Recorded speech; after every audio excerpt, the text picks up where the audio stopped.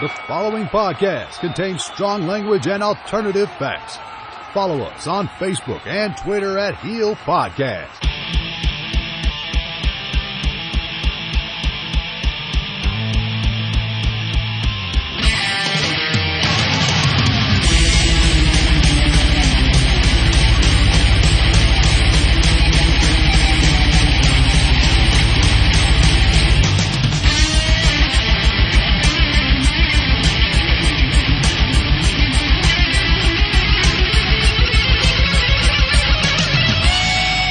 Over the airwaves and under the influence, we are Turning Heel.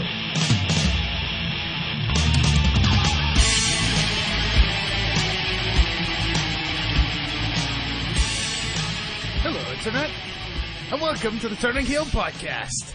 With me, one half of your broadcast team, The Grizz. And with me, as always, is Chris motherfucking Hughes. I've not sobered up since Christmas. Yay!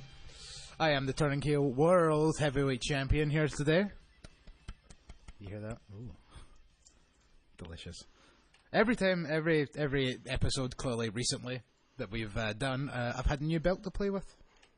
My obsession with collecting wrestling belts has taken a very unhealthy turn over the last couple of weeks. Heel turn, maybe? I need a heel turn. Especially once the fucking credit card bill comes in. Oh, pardon me.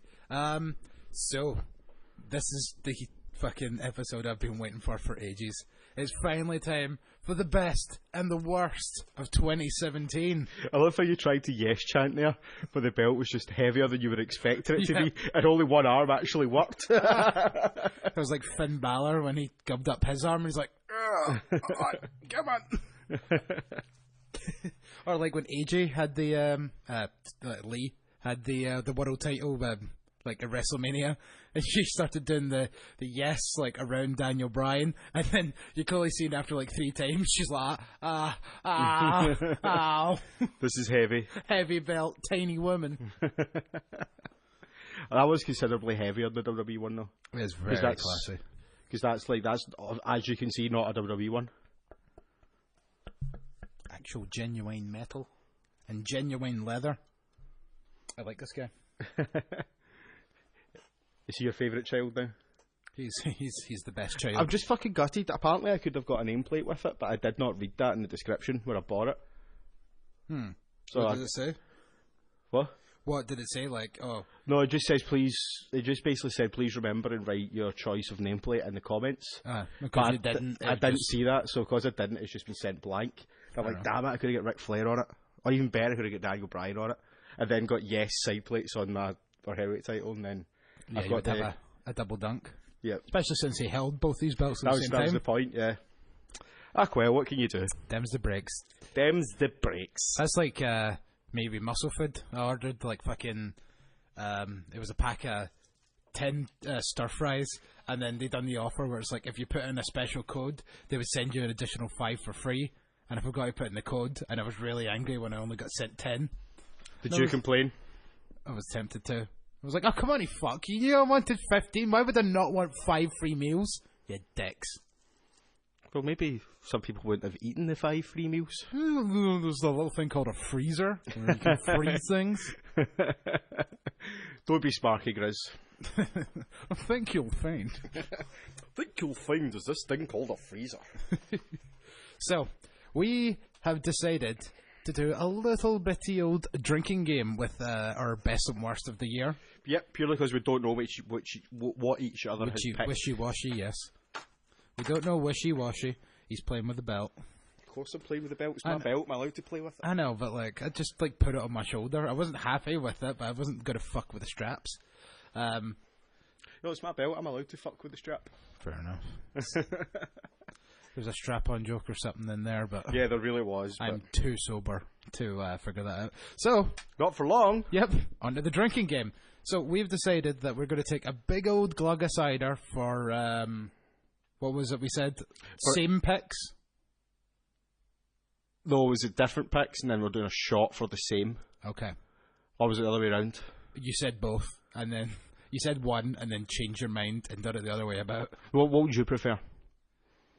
Because I'm thinking, like, which one would be more like... I'd say, like, probably shots for same picks, because I think we probably will end up picking most of the same shit. Okay, shots for same picks. Shots for same picks. Yeah. So, yous at home, feel free to also listen along, because you have this for Saturday or Sunday. I mean, it's not like there's anything fucking going on Sunday. Yeah, There's no pay-per-views or... It'll most likely be Sunday this goes up, because I'm working tomorrow and recording episode 3 of The Haunting Inn tomorrow night. So, yeah. Yeah, this week we're doing Lep Castle in Ireland, which is pretty cool to research, because I didn't know anything about it to begin with. I don't know what that is either. Yep, it got recommended by our fan. Oh, fantastic. Our listener. I sure wish we had a... no. She goes on a fucking podcast and starts giving you shit. What? That's what Sean Parks did to me. Alright, fair enough. I called him a fan one time by accident, and that's how the whole feud started, because he's ungrateful. This was like a year ago. I remember nothing. Hey, Sean. I know, you don't remember what happened fucking last week. I know, I really fucking don't, man. I don't. So I have a couple of ideas for episodes in the new year. We'll get to them as time goes on. But what I'm trying to say is, I think, 2018, I'll take the reins with planning episodes. And then you just kind of follow my lead. Cool, I'm into that. Okay. It's less for him to do. And plus, I probably will have more time to do it. Yeah. I really want to try and get Ooga Booga going every 2 weeks like we originally planned, until fucking someone decided to go get himself a fucking band. I'm not pointing any elbows, with, but Matt Hardy. Yeah, with Matt Hardy. Yeah. Oh, fuck. I think we talked about this, didn't we? I think you mentioned it, but maybe go into it in a bit better detail now that you've seen them. Because I'm still... No, I had seen them. I didn't know anything about this Matt Hardy thing until I actually saw them. No, that's what I mean. Alright, I'm in. So if I brought it up last time, that's about as in depth I'm going to go. Anyway, never mind, because that's not what we're here to talk about. We're here to talk about the best and the worst of 2017. Yes! So, how do you want to do this? Do you want to do a best and then a worst, or...? Yeah, best and a worst, yeah. Right, okay. So, shall we start off with the best moment? Can do.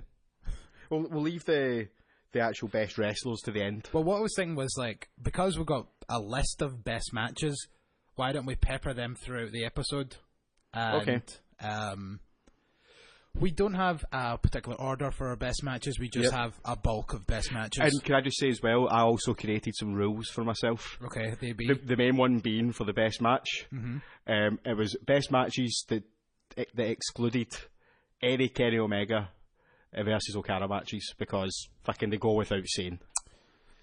And delete. I just thought it was too easy to include them. Do you know what I mean? I know. Like, yeah, fair enough.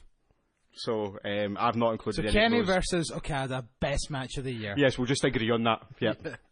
Done. Although Kenny Omega did make my list.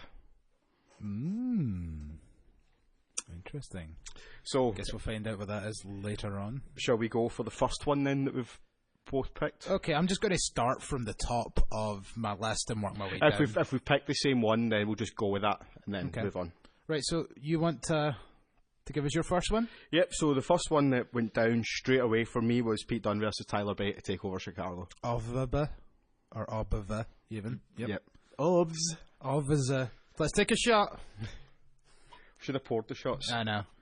But yeah, like, considering, like, you knew how good these two were going to be, like, because we seen the first match live at the finals of the UK tournament. Yep. But, yeah, needless to say, the TakeOver one blew everybody away. Well, what was so good about it was the fact that they had absolutely zero build. Yep. Do you know what I mean? They just kind of went out there. And I think probably a lot of people... I mean, there's a story that Pete Dunne tells. Mm-hmm. I don't know how true this is, but Pete Dunne said it in an interview, so it must be reasonably true. Yeah. That JR came up to him before the show started. And it was like, listen, kids, I know that you're out here trying to make a name for yourself, and this match is really important and all that, but I'm just came back to the company. I need to put in a good performance, so you better give me something good to call. Oh, there you go then. Apparently. So, I think it even surprised JR. Yeah. But yeah. And that's probably the only good fucking match he's called all year. Potentially, yeah. No, but what I mean is because JR's not good at his job anymore. Like, see if you watched any of those New Japan and in the US specials. Oh, it's bad. Oh, it's bad. Was he there ringside in it? Yes. He was. He didn't know half the names of the people that were wrestling. Like, there was a match we... I'm very surprised that he did that, given he'd already signed his contract to go back to WWE. And he's still doing Access. Like, there's a channel in Canada and all that they get English New Japan commentary. And so he does that all the time. But obviously you can kind of, what's the word? Edit around mistakes and shit like that. Yeah. Because is that not like weeks behind? Yeah.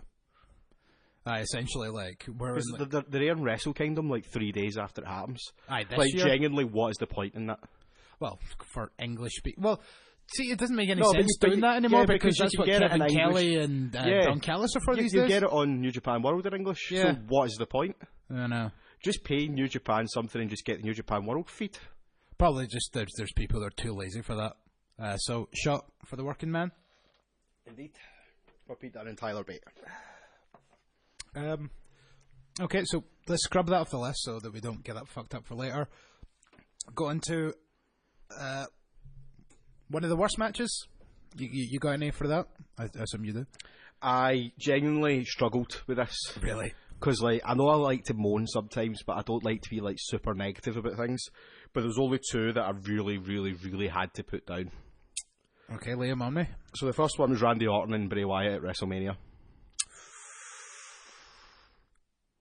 Okay, we'll do a half shot for that. Because I see your Randy Orton and Bray Wyatt at WrestleMania, and I raise you House of Horrors. House of Horrors was that bad. It was horrible. But there was no expectation for it, though. No, which is why I think it was alright. Like, it was what it was. I thought, like, they really could have done a lot with this, and they just fought in a dirty house. Like, that was which it. you can still buy. No one's bought that yet. Fuck's sake, maybe a couple more wins of you at the casino, and looks like we got a new place to move into. To be honest with you, I actually forgot about House of Horrors. It would have been in contention, but nah. That's been stuck in my head all year. Orton and Wyatt at WrestleMania. And the other one that I put down, bad. I'll just say the other one I put down. I think this is more because it's just fresh in my mind because it just happened.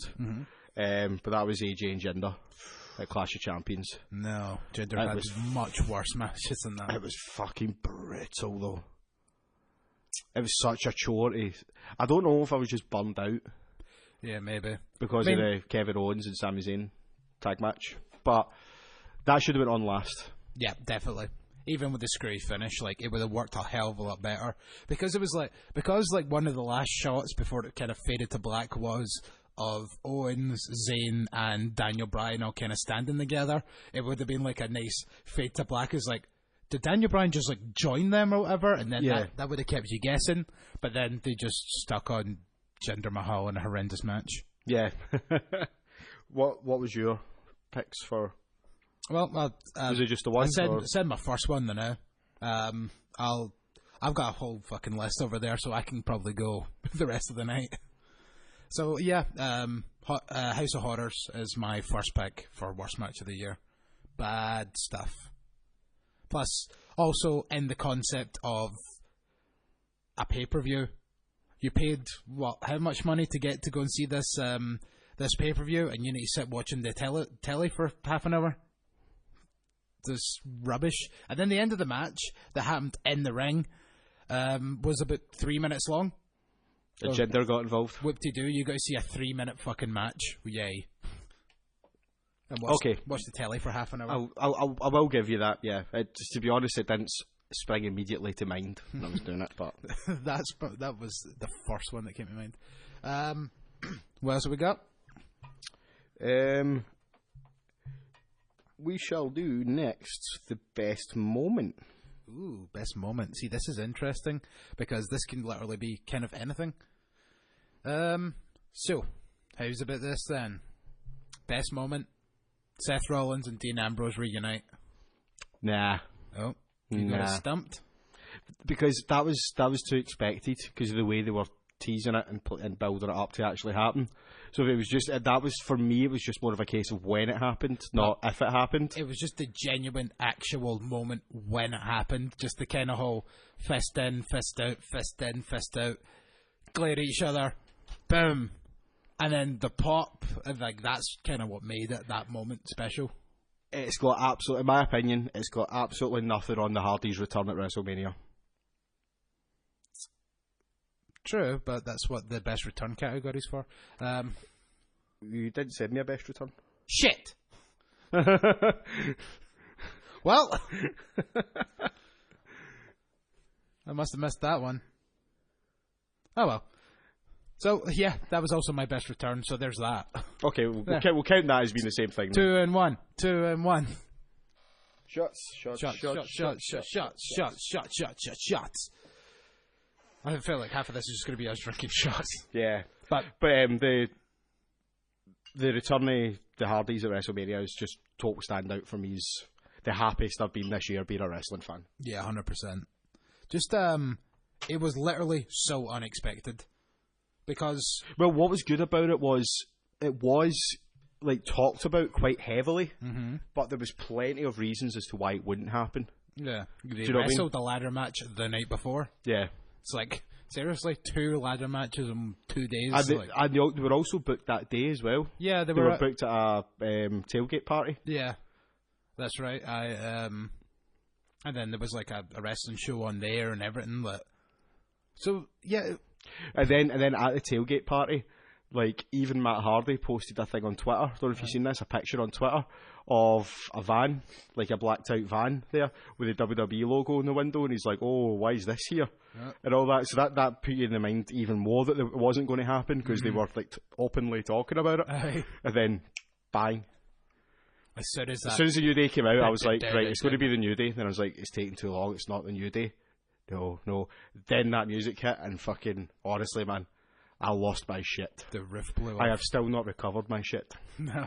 It is gone. That shit is still left in Orlando? Yes.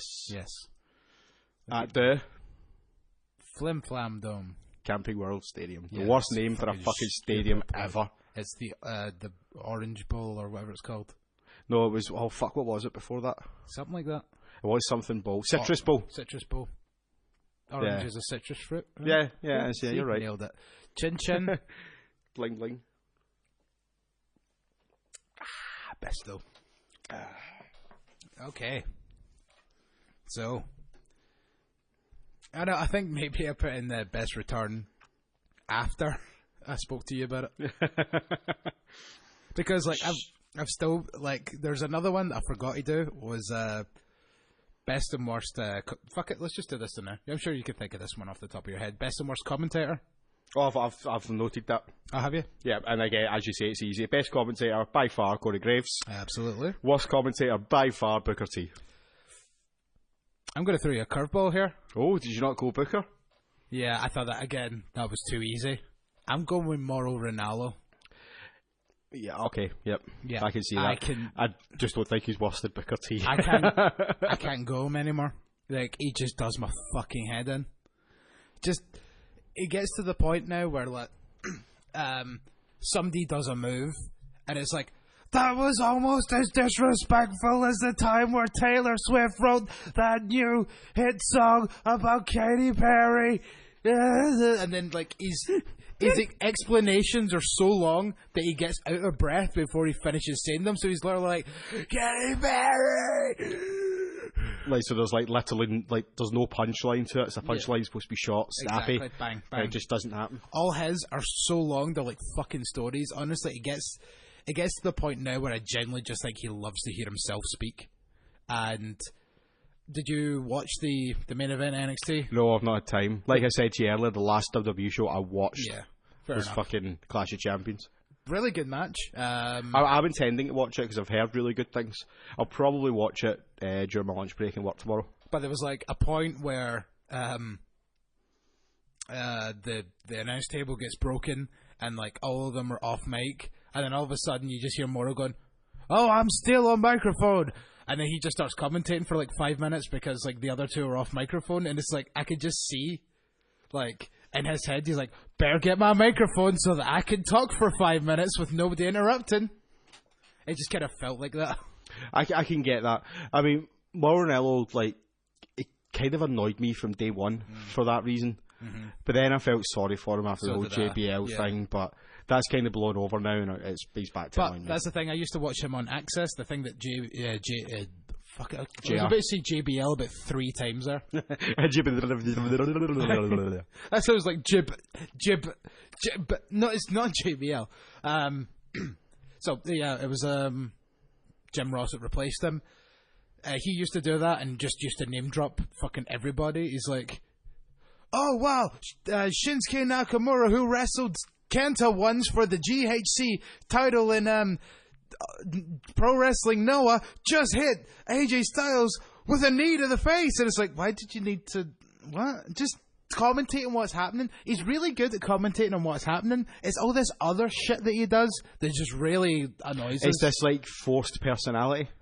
Pretty much. But it's also like the kind of way that it's like, with shit like that, it's always like, look how much I know. Look how much I know about wrestling.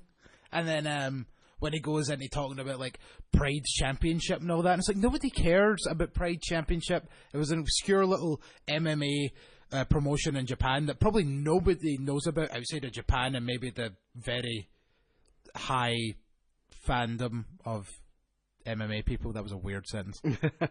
You better Ranello it. No. It was a bit, yeah. Like, the people that are really into their MMA would know about it, but people like me, like, the only reason I know about it is because of shit like that. I know it's a fighting promotion because Mauro Ranallo's mentioned it about 800 times. Aye.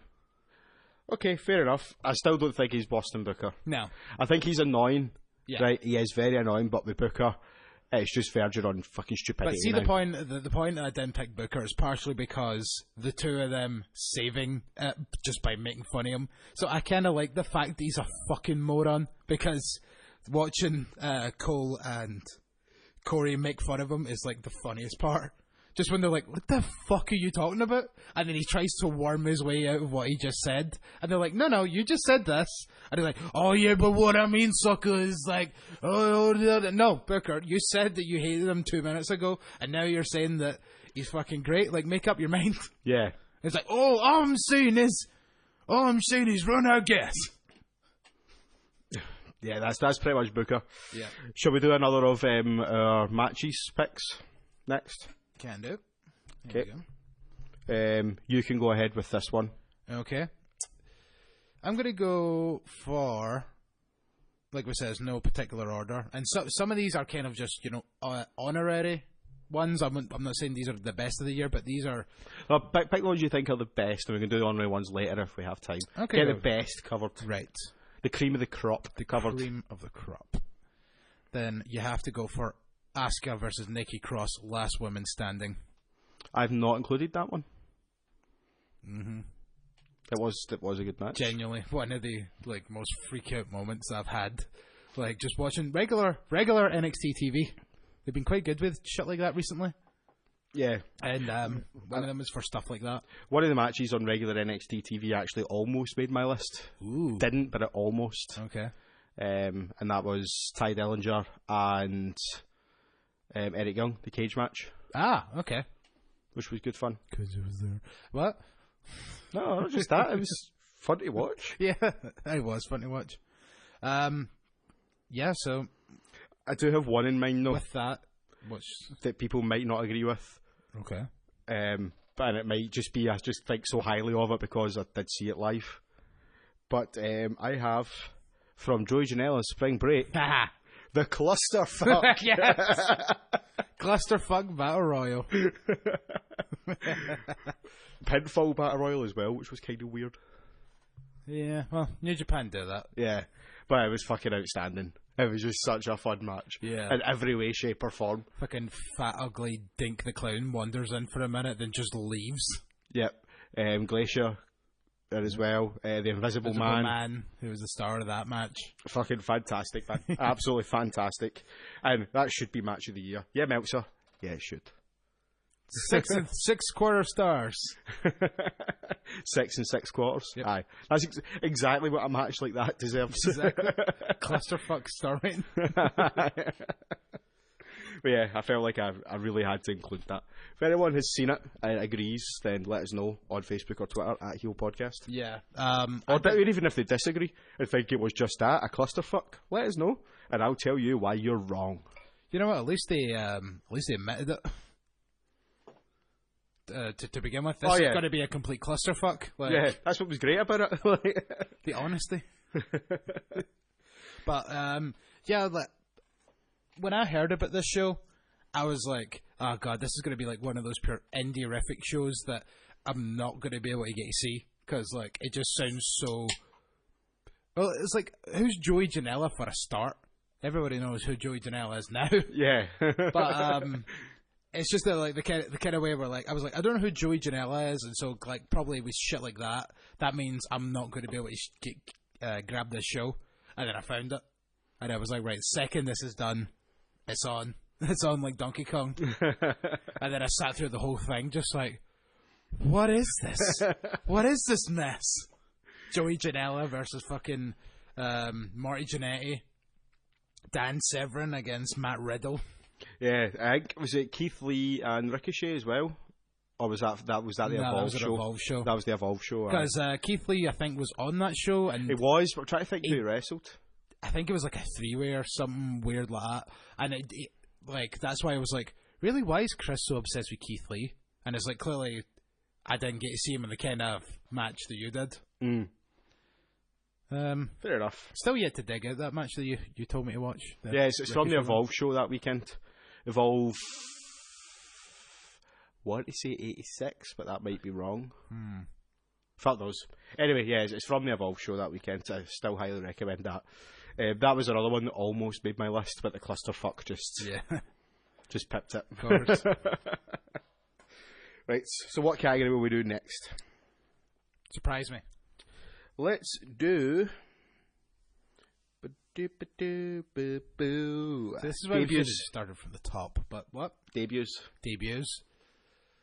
Okay, for me, best debut. Wait, we didn't do a worst match? Oh, you've thingied all your matches for worst match?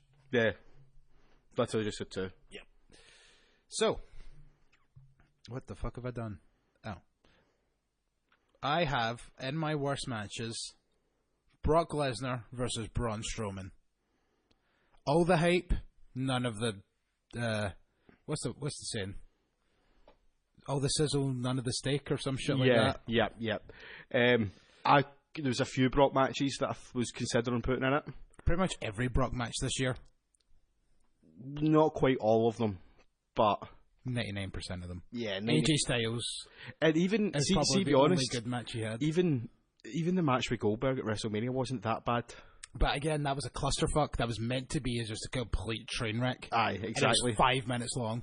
Yeah, exactly. It's probably the best 5-minute match I've ever seen. Tori Wilson and Stacy Keibler had a really good bra and panties match that was 5 minutes long. One. Yeah, fucking you would. Oh, I'm sorry. Two attractive chicks taking each other's clothes off. Yeah, the reason I didn't include Lesnar and Braun, I do agree with you. Like it was built up so well, and then just completely shit. I was going to put in Joe as well, but I was like, no, the Braun one was worse. Joe's another one I thought about as well. Yeah, but the reason that I didn't include the Braun one is because I mentioned Braun later on in another category. Okay, and I felt that if I mentioned him in this category, then I couldn't justifiably put him in a worse category at the same time. If you know what I mean. I know you can, but I overthink things, man. Yeah, clearly. So, because let's face it, there's a ton of stuff like that of people that are in some of the best categories and the worst categories at the same time. Yeah. So, debuts we're going for next time. Yeah? Right. So I have two. So do you have one? I've got one for the worst, one for the best. Okay. Kind of the way I took that. Right. I have best debut as Undisputed Era. Okay. Yep. Or, in fact, I'll give you my second one after you give us yours. My best? Yeah. Well, my best was Nakamura. Interesting. Hasn't worked out particularly well after that, No. but the debut was fucking quality with the fucking violin player and all that on the ramp and shit. It was cool. My second was Chris Jericho in New Japan. Oh no, that's not a debut. That's a return. As soon as I said that, I was like, he's worked for New Japan before. God damn it! That's a return. Fair enough. And that probably would have been in my return category had you fucking given me it. Womp womp. Yeah. Okay, well, okay. Since I actually did put the best return, I'll stick that in with the Hardys and give them a bit of a double. Because, like, the thing that I kind of looked at it is, like, I know he's worked for New Japan before, but this is a different New Japan than the old New Japan that he used to work for. So kind of it is like a debut. It's a re-debut. Yeah, okay, let's go with that. But as it's still a return. It's our fucking list, list. alright? We could do what we like. Yeah. Right, so, worst debut? This is going to be controversial, but let me know my reasoning behind it. Go on. The worst debut? Samoa Joe. Okay. Because they did it a day too late. A day too late? So, the day after Mania? No. They came back the day after the Royal Rumble. Oh, okay. He should have been a surprise Royal entrant Rumble? in the Rumble. Everybody was like screaming for him. Mm-hmm. Like, that's the only reason it's went in there, is I just feel they did it a day too late. Yeah. Because like everybody was like hyped for Samoa Joe, then it didn't happen, and then you knew straight away he was going to debut on Raw. Do you know what I mean? Kinda. So like, it was very anticlimactic. It was for also, me. And then he also injured Seth Rollins, which didn't really help. and then he had a kind of throwaway Sami Zayn feud, and then was left off at WrestleMania. Yeah, Like, couldn't find space for him in that clusterfuck ladder match. was he even in the Battle Royal? No. I think they purposely kept him out of that so that he didn't need to lose at the time. Yeah, possibly. Right. But yeah, for me, Samoa Joe. Okay. Worst debut? Yep, go for it. Shinsuke Nakamura. Oh, really? Breaks my fucking heart to say. Right, But I okay. think, like, when I say, like, debut, I'm kind of, like, thinking the first, like, month or so. Like, Bobby Roode's fucking debut was also garbage because he's done bugger all. And See, the way I looked at it though was more about the actual moment of the debut. I see, but that could be part of your best moments category. I suppose it could be, yes, but Like the by actual debut I meant the first time they appeared Yeah. on screen. But see, with that, like, I know it was badass him coming out with a violin and everything, but he came out, interrupted Dolph Ziggler, and then that was it. It wasn't. Like, It wasn't Ziggler interrupted, It was the Miz. and then Miz got drafted to Raw. Beg your pudding. Ziggler came See, out. look, that Ziggler was- came out during the commercial break. That's WWE in their fucking, what do you call it? Revisionist history. See, fucking hindsight's always 20/20, but how good would a feud between Nakamura and the Miz been Yeah. over the Yeah. IC title? But because, like, he came out, interrupted the Miz, and then the next week came out, interrupted Dolph Ziggler, and then the following week they said something to Ziggler like, Shinsuke Nakamura's came out and interrupted you 2 weeks in a row, and it's like, no, he didn't. I remember that now. It was the Miz the first week, and then Dolph Ziggler the second week. But yeah, But Ziggler came out and interrupted him. but that wasn't on But telly. yeah, I think that was during the commercial break. Yeah, so that's not canon. Yeah, totally not. Yeah, I know. But- But just saying. With that, the whole point of it is he came out and done nothing. He came out, bowed in the ring, and then his theme music played again. It's like, no, we want to see Nakamura, like, Kinshasa someone's face off. And nothing happened. But see, the thing is, though, you are correct. Nothing happened. Mm-hmm. But there's a very good reason nothing happened. Mm-hmm. Because that 205 Live's 205 Live after WrestleMania, and they want to keep as many people in that building as possible for 205 Live. Mm-hmm. So what better way to do it than give Nakamura's debut match as the dark main event after 205? That's the reason he didn't do anything on TV. That doesn't mean you It's to can't do a spot or something. I know, but that's the reason they didn't do anything on TV, was to keep bodies in that arena. And I've already told the story where the guys that we got Yeah. the bus with wanted to leave after 205. Or before. Sorry, before 205. And then all of a sudden, Nakamura's in the main event, and there's a big fucking clusterfuck of a group message going around. We're not leaving. We've contacted the bus driver. We're going to stay right to the end and all that, blah, blah, blah. And they wouldn't have been the only people that were intending to leave that ended up staying. Did you just spill that? Almost. But see, with that though, that's the thing that still annoys me about wrestling fans sometimes is the whole point of like you're given another hour of wrestling, just stay. I know exactly. Why? Me and Eddie were staying. Like Aye. we said, we're not getting the bus back. Like Aye. fuck yous. We'll like as soon as when everyone finishes, we'll go find a bar. I'll have a few beers. Eddie will sit there And moan. talk to his parents or something. And then we'll get an Uber back. Like I wasn't missing 205 Live. Like, What's the point? I've got halfway across the fucking world. I'm going Aye. to go to all the shows I've got tickets for. but it's just like it's so annoying just in the way that like because like you watch 205 and every week half the arena's empty on the fucking camera side. It's like it's just another hour of wrestling. Just stay. Like I don't understand this. They also as well. That's like if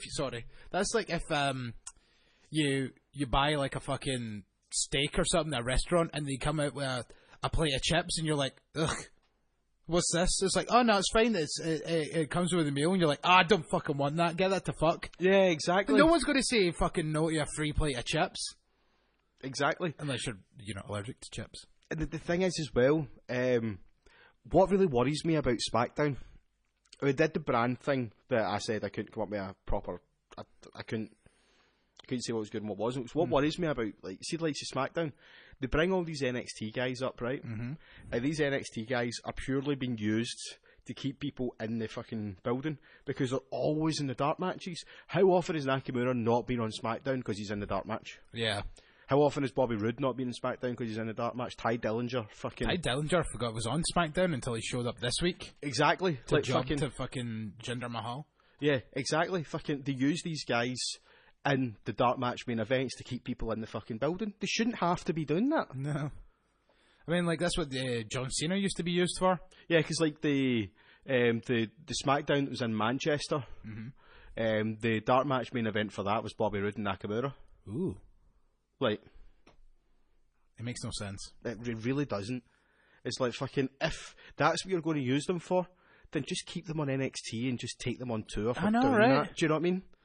Let's keep them in NXT where they're doing something. But I mean, like I'm sure at that time, like Bobby Roode was just fresh off being NXT champion. He could have continued to be champion and just be like, as a special bonus just for you, we are going to have an NXT title match that comes up after 205 Live. And then people are like, wow, a title match? That's amazing.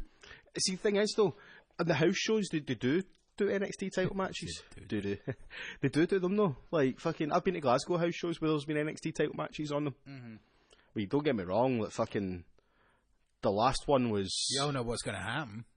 Yeah, but like fucking still, it really annoys me that they're using these guys to keep people in the building for 205. And 205 isn't that bad. 205 is fun. No one gives it a chance. That's the fucking problem. Yeah, absolutely. You're preaching to the choir here, brother. I've been saying that all goddamn year. Yeah, that's it. It's nothing to do. And see, the worrying thing with 205 now is the amount of people that are getting injured. Yeah, because that's Noam's out. Noam's out. Kendrick's going to be out for a bit because Hideo actually need him in the face. Yep. Someone needs to tell Hideo wrestling's fake.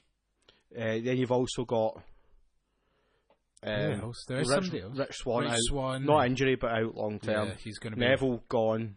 Allegedly. Austin Aries gone.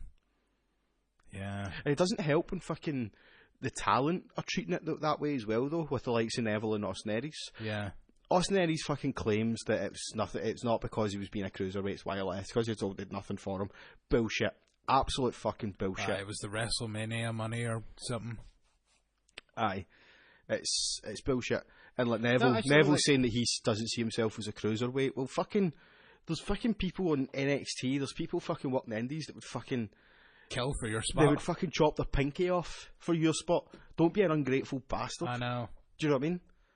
Like, look, your time will come. Surely there will be a point where they're like, right, you know what? You've done probably all you can do in the cruiserweight division. Come on back up to the main roster. Like, you know, like Intercontinental title level and blah, blah, blah. As much as I would love to see Neville like be a major contender for like the heavyweight title and all that, but let's face it, it's probably not going to happen. I mean, Seth Rollins is just probably shy of being 205 by like a couple of pounds. By the way, fucking And Balor as well. Balor is under 205. See, that's terrifying. I'm going to make a bold prediction. This all goes back to like something I was saying a couple of weeks and months ago, because I keep saying it all the time, because it bears repeating, because this is like one of the things they need to do. Just have people come in and out of the cruiserweight division. Rey Mysterio used to do it back in the old cruiserweight division. Yeah, Matt exactly. Hardy, Billy Kidman, Paul London, tag champion, Rey Mysterio multi-time world champion, Billy Kidman tag champion, etc., etc., etc. Just because you're in the cruiserweight division doesn't mean you have to remain in the cruiserweight division. Exactly. You're allowed to wrestle other people. Look at Hideo Itami a couple of weeks ago. He made his debut on Raw, like helping out Finn Balor, and then the next night he debuted on 205 Live, and now that's him. He's stuck in the cruiserweight division. It's as if working on 205 is like walking into like a bubble. Like, you can walk into the bubble, you can't walk back out yet. Or it's like a turntable. That's probably a much better way. Turntable, you can walk in the turntable, you try and push it, you get back out, you can't get back out. Yeah. I'm going to make another prediction. Go on. I really, really, really hope I'm wrong with this one, but I fear that I'm not going to be wrong. By this time next year, we'll be sitting here doing our best or our worst, talking about how Finn Balor and the club are back in New Japan. Yeah.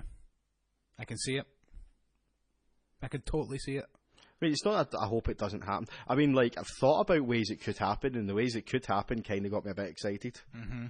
Because if they do this Bullet Club Bullet Club and Elite split, yeah, like, the Elite can just destroy Bullet Club, and then have the original three come back, and then it's the original three Bullet Club against the versus Elite. the Elite, which would be But fucking then, like, amazing. The Young Bucks can be conflicted as well, and then maybe even get to the point where the Young Bucks turn on Kenny Omega, and then Kenny Omega is like, shit, I'm on my own. Like, I still have Cody and Marty.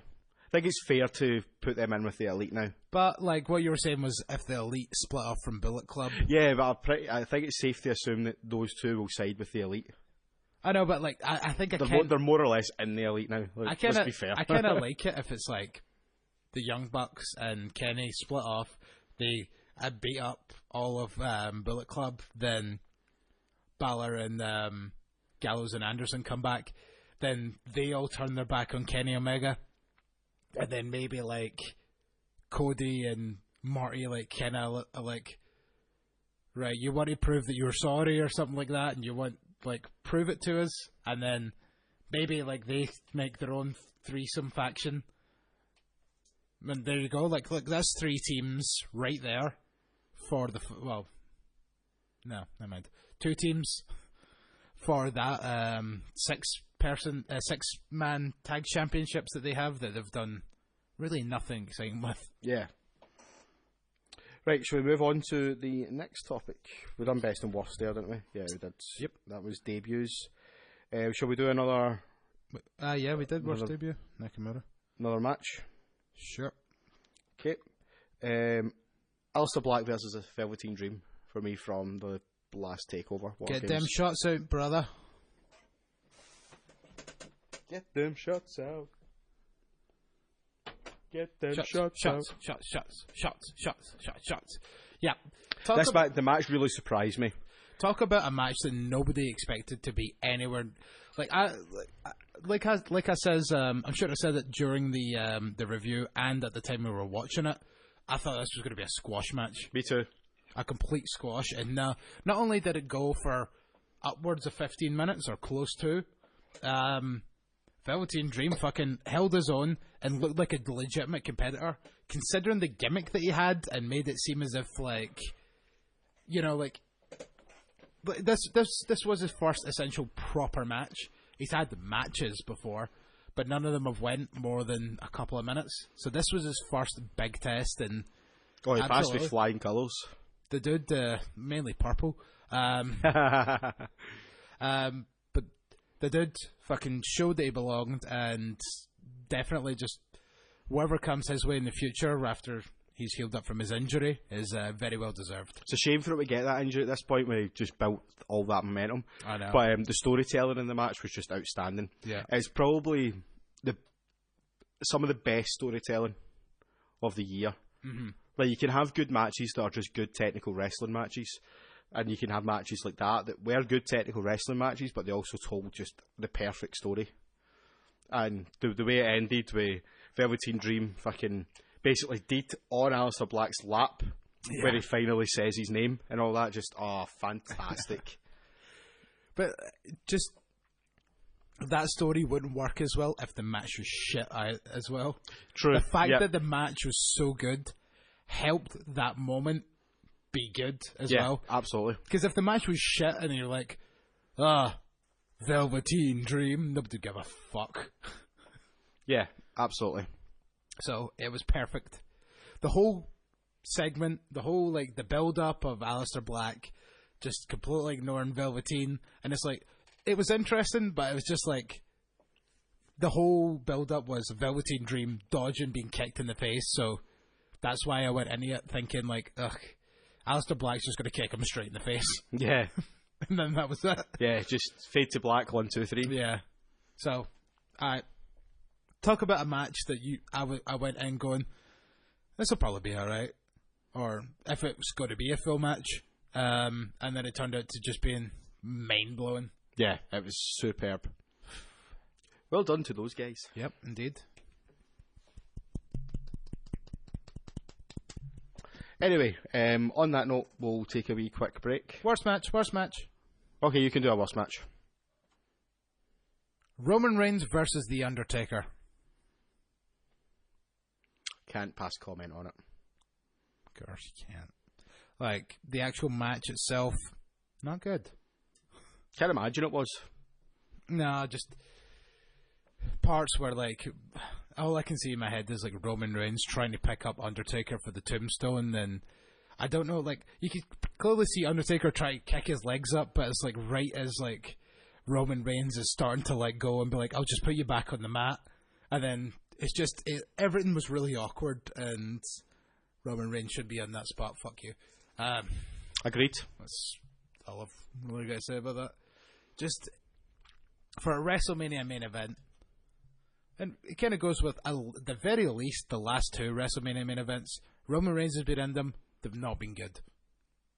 Brock Lesnar versus Reigns the year before wasn't a bad match. 2 years ago, sorry. Wasn't a bad match, but obviously the ending became great with Seth Rollins cashing in, which made it a great match. But obviously we don't have that shit anymore. Yeah, I can't really disagree with that.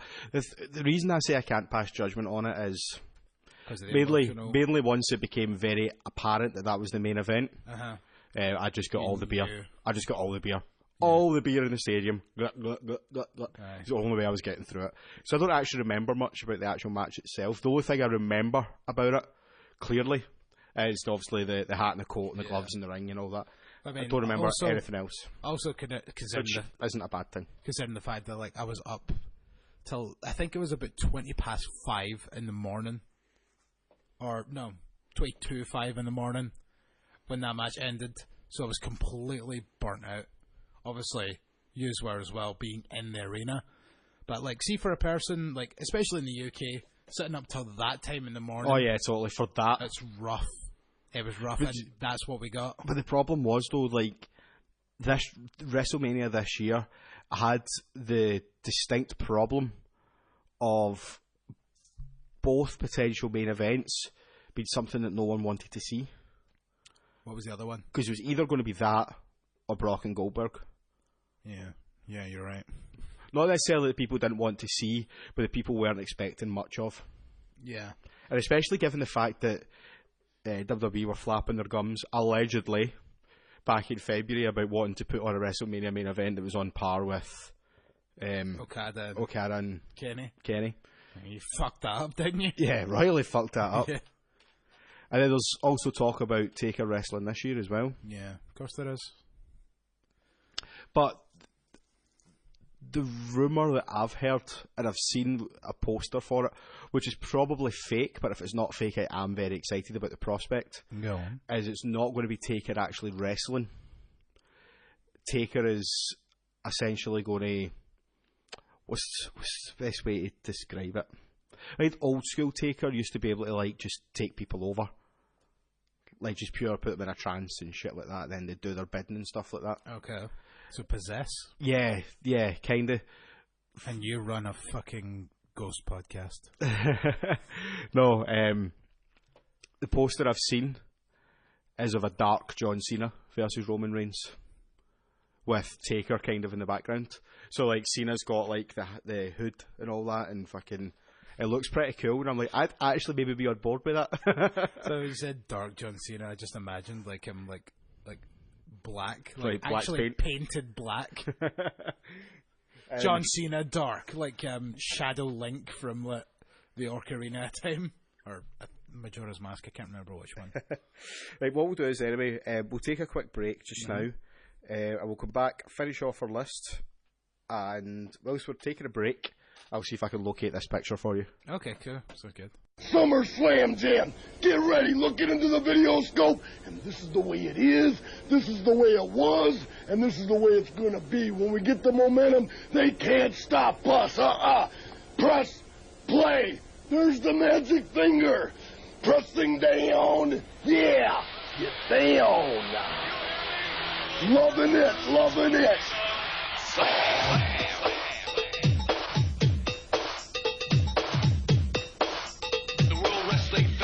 Today.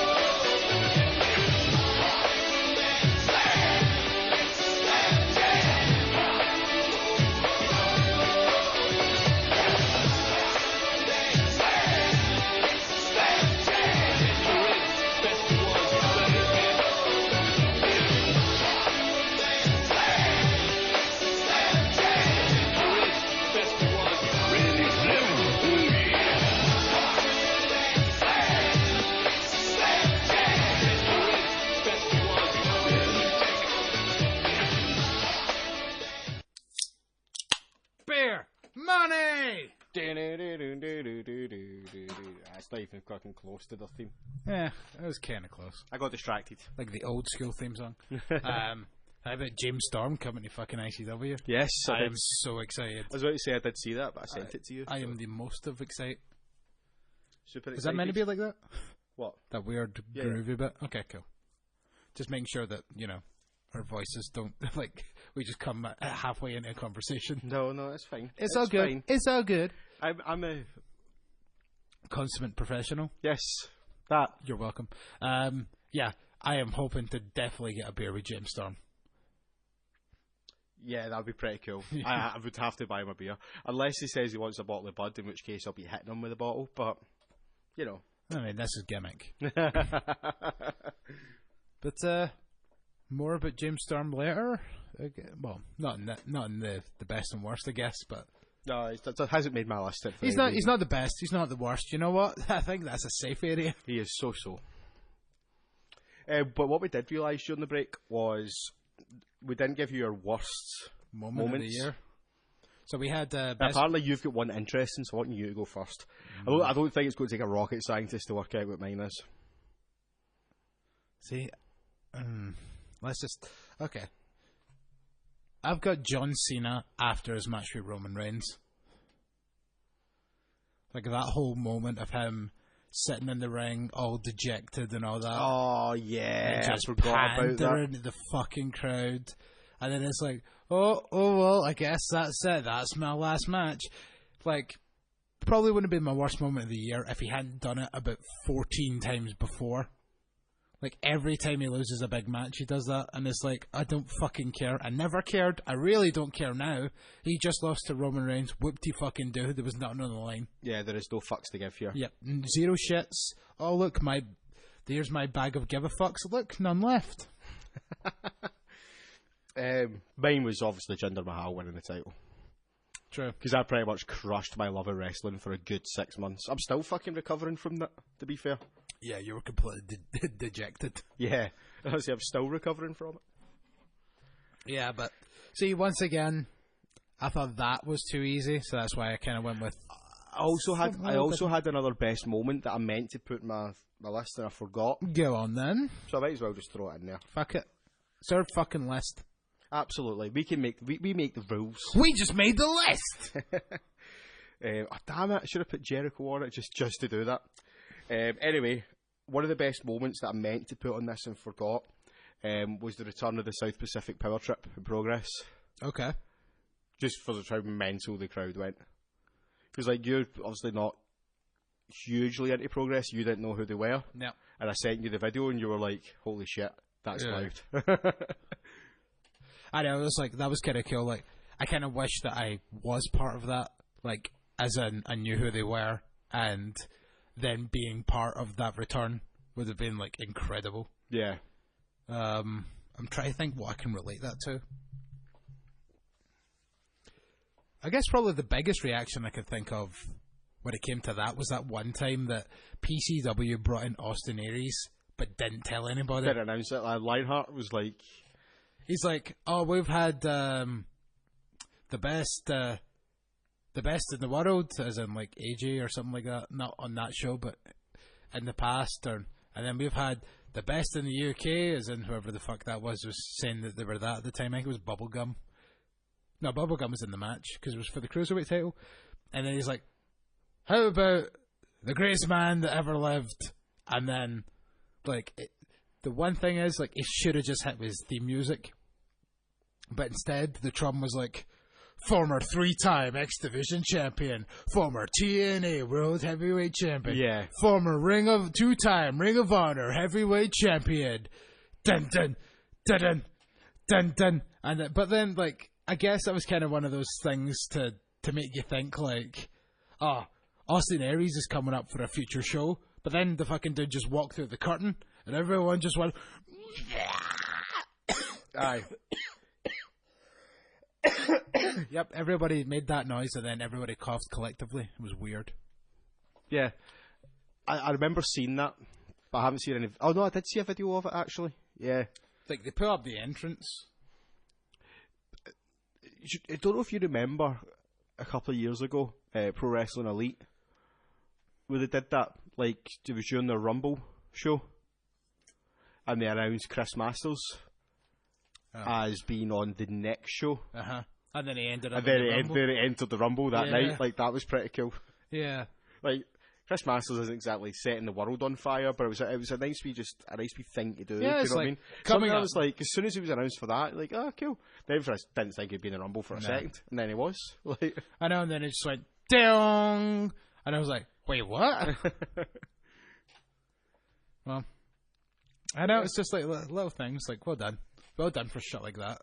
Although the thing kind of was, like, I knew Chris Masters was in the UK because he was on, like, the PCW show the night before. yeah. So, but just, yeah, that kind of thing where it's, like, announced for the next show, and you're like, alright, fair enough, maybe he's away back home tonight. And then he just wandered out and was like, oh, fuck, there he is. Yeah, that was pretty cool. Right. Shall we do another of our best/worst matches Go on, then. before we go on to best female? Oh, yes. Okay. Another one that I think you'll probably have. John Cena, AJ Styles at Royal Rumble. I don't. Oh, do you not? I kind of meant to go and watch that one back, but from what I remember, it's a little overrated.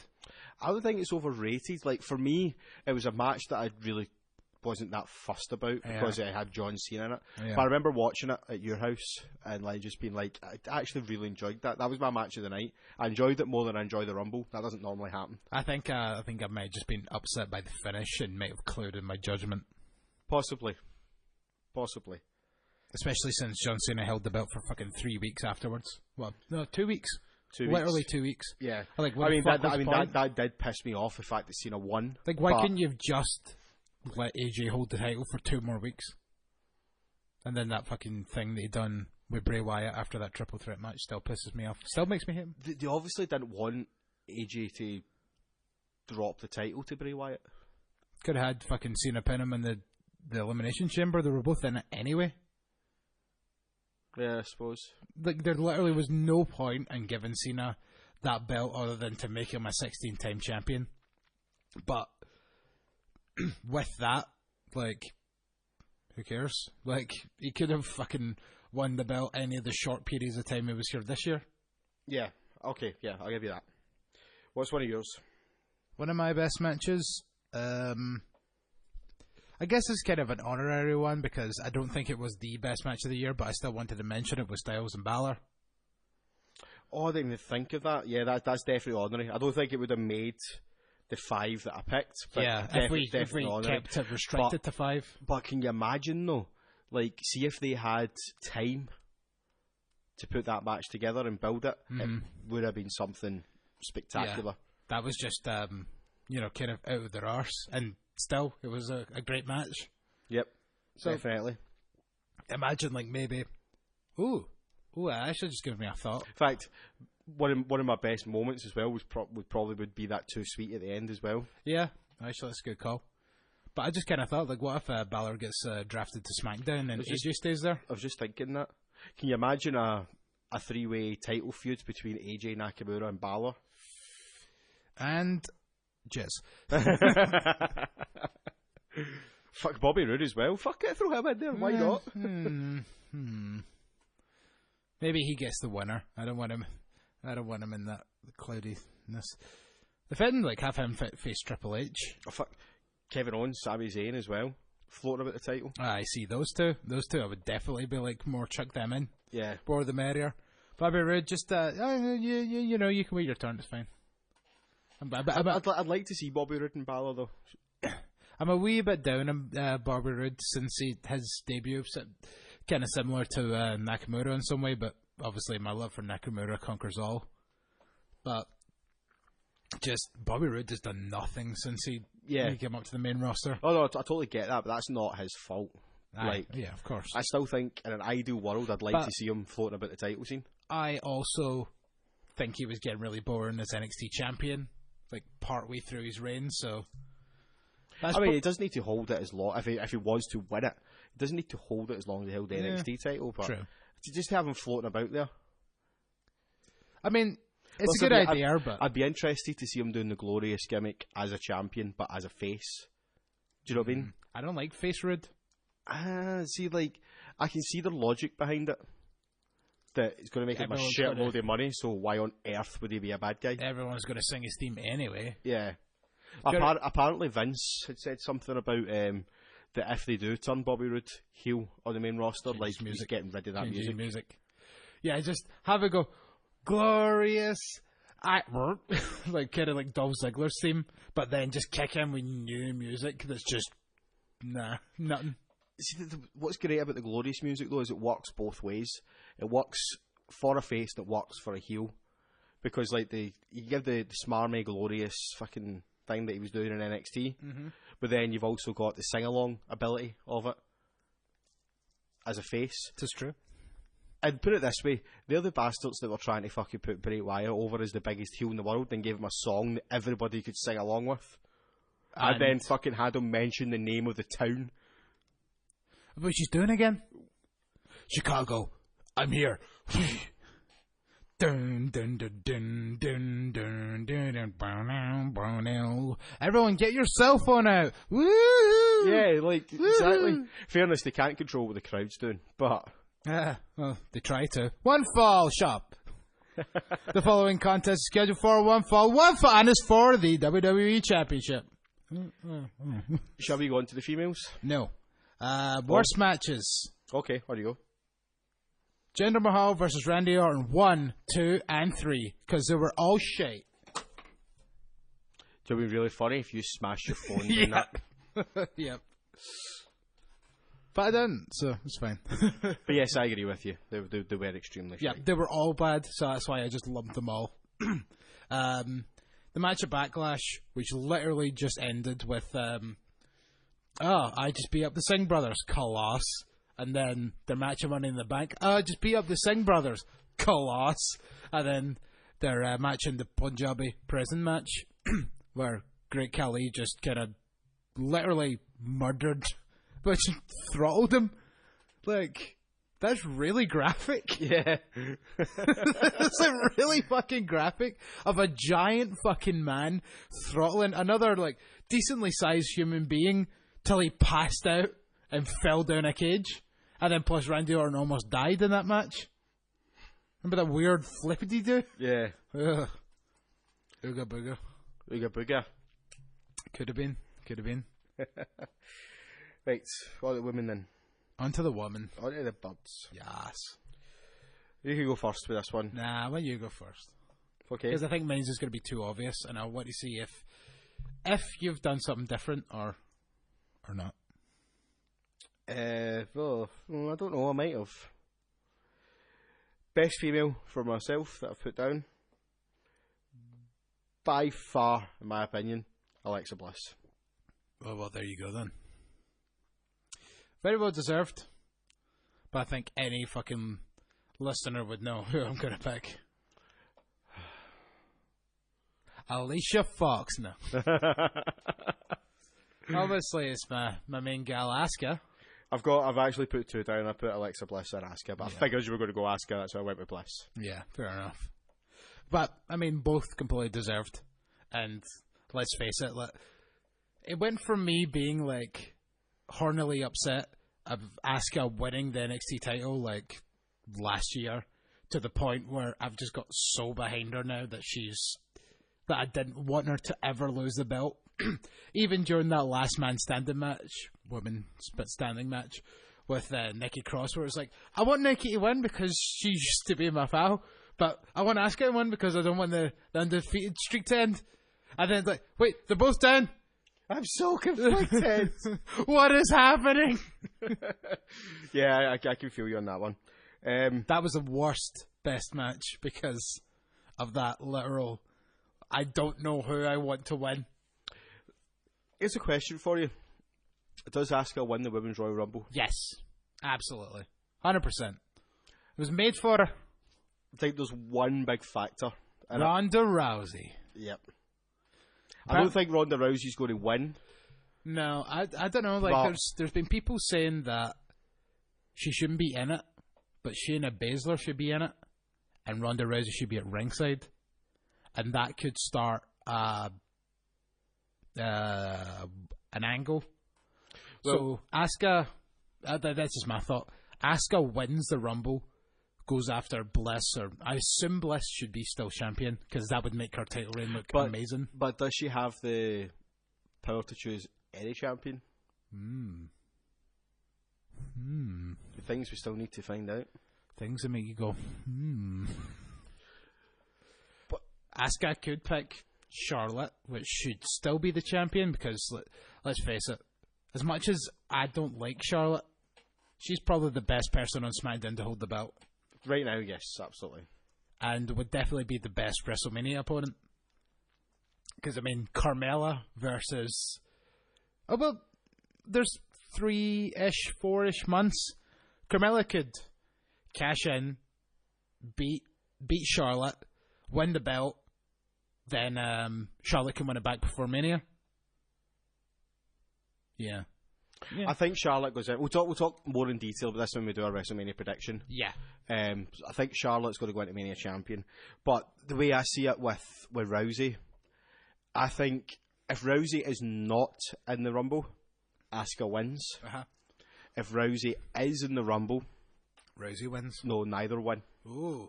Because the way I see it is, Asuka's going to come in, be pretty dominant, probably come in at number 1. That'd be awesome. Be pretty dominant. Build up just enough other women in the ring, so say maybe 4 or 5 other women in the ring. Then when Ronda comes out, they get in the ring. Ronda and Asuka stare off, and whilst they're too busy staring off, the rest of the women kind of come together and eliminate both of them. No. Eliminate both of them, and then someone else wins. Paige. I would go Paige. I had this mad theory about why Bayley should win a few weeks ago, and I've now completely forgotten it. But it was bizarre. Have a wee thinking if you remember it. It was to do with Sasha and fucking this whole we're best buddies and all that. I can't. If it comes back to me, I'll bring it up again. Okay. But it was one of those drunken mad theories. Fair enough. But I still do completely agree with you when it comes to Blissy, though, because you're right. Got plenty of merit to be there. Totally. Started the year as SmackDown Women's Champion, ending the year as Raw Women's Champion. She's a 3-time champion in between, and the first one to win both Raw and SmackDown Women's titles. I know. Which that was the first thing I noticed as soon as she won the Raw Women's title. It was like, she's the first person to make history.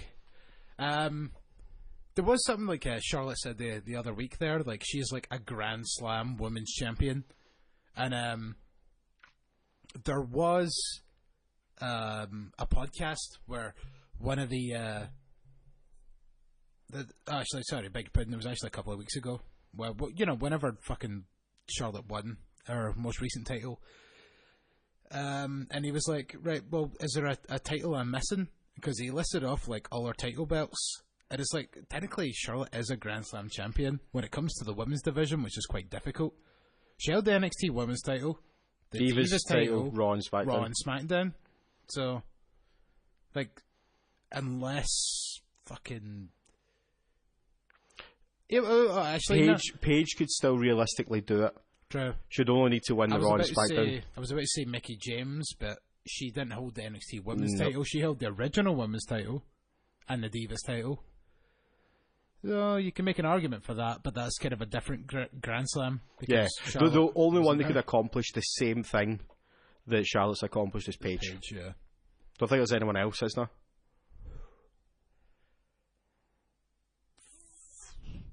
No. Unless Alicia Fox goes down to fucking NXT.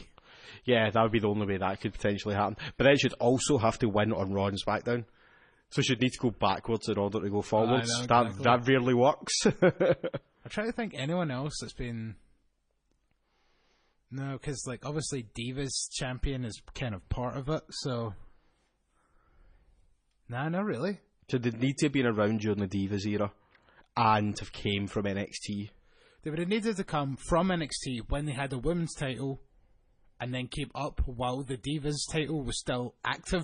Yeah, it's only Paige. So it's only Paige. Paige is the only person that can become the Women's Grand Slam. And she probably won't because they will want to take that off Charlotte. I mean, fuck her. Yeah. I mean... Charlotte's overrated. I agree. Thank you. I do agree. I'm glad because there's so many people that are going about Charlotte's the best. It's like she's not though. She is good. You just know she's going to be a 16-time women's champion, don't you? She's definitely a great hand. Like, oh no, absolutely. I'm I'm not saying she's terrible. I'm just saying she's not fantastic. She is not the worst wrestler of 2017. I'll give you that. Little spoiler for later. Which leads us nicely into our worst women then. Okay, Mine's is controversial. go on. You go first. Sister Abigail, Seriously? or I do have them both down. Sister Abigail or Tamina. Much more valid. Yeah. But I really wanted to put Sister Abigail. I've picked 3, Ooh, 3? but I've kind of combined 2 of them into one because it's part of the fact that they're buddies that annoys me more than anything. Uh-oh. Saying so. I can't believe I'm about to put one in particular in this bracket. Oh, no. First of my picks, Sasha and Bayley. Oh, okay. I know. Fuck Sasha. Where do you think I was going with that? Billy Kay and Peyton Royce. Oh no, fuck no, man. I was like, seriously? I didn't think you hated him. No, like, I mean, I like Sasha and Bayley, but this year have just been so boring, and they're just dragging the arse out this best friend thing, and I'm like, just gotta stop. Just Sasha. Being a thing. That's what it was. My theory for the Rumble that Bayley wins by throwing Sasha out. Ah. So it was along those lines. More intricate than that, but yeah, along those lines. But oh man, I'm just sick of this fucking we're best buddies. But then it just always comes to a point where it's like Sasha's turning. Then she doesn't. Nope, nothing happened. That was completely pointless. And I'm just so sick of Sasha Banks. I'm so bored. She needs a change big time. Get her to SmackDown. I've got another controversial one for the men's side of it. For that reason that I'm just pure bored of how they are. You said you had 3 though. Yep. Number 3 is Nia. Fair enough. Not that she's done anything. In fact, actually, that's the problem. She hasn't done anything. Like, she's there, and she's portrayed as this monster, but she's this monster that never fucking wins. Do you know what? Like, did you see that segment a couple of weeks ago on Raw when they announced the Women's Royal Rumble? She was hugging Alexa. Yeah, but more to the point, and like, I'm not the first person to bring this up by any means, but the fact that like Alexa Bliss is standing there jumping about and being all excited is like, why are you excited? You're not going to be in this match. Yeah, you're the women's champion. If anything, you're the one that stands to lose the most out of this match. Exactly. Yeah, you should be the most worried of anybody. And then just the way that like they then do the whole pose where all of them raise each other's hands, and it's like, why are you raising hands with Absolution, the people that you have a lot of problems with, that you've just been fighting, literally as 5 seconds ago? Stephanie, oh my god. What if Stephanie's in this match? Oh, I fully expect Stephanie to be in it. Are you joking? A McMahon that doesn't want the spotlight? Oh, God. She won't win it, though. But what if she does? What if she does a Vince McMahon 1999 and comes in and then sits on the commentary team the entire time, throws out one person and wins? Well, that's an alternative for Ronda Rousey if it does happen. If Stephanie's in it and Rousey comes in and throws her out. Maybe. Given the fact that they did the whole thing at WrestleMania as well, it would kind of add to that. I'd be completely cool with that. Yeah, maybe. I'd be cool with Stephanie in it as well, just as long as she doesn't win. I know, but it just... Well, they haven't confirmed how many's actually going to be in this match yet, have they? I'm assuming it's 30. I'm going to assume it's 30 as well. If they're going with 30, then they've still got about 4 or 5 slots they need to fill. So, Stephanie being out there to fill a slot, I'm completely fine with. I don't even mind her chucking out somebody for NXT or something like that. Or Liv Morgan. Or... Like, even someone from NXT just to give it that whole, oh, you threw out Hunter's baby, what you doing? Do you know what I mean? That's a good idea. Something like that. I'm completely fine with that. I don't mind her coming in. I don't mind her throwing a couple of people out, just as long as she doesn't win. Yeah, okay. We'll get more into that in the future. Because... Once we start talking about I've got some ideas, Sonny Jim. Don't you worry. Okay, shall we do another best and worst match? I only have one match left. Lay it on me, brah. Can you guess it, actually?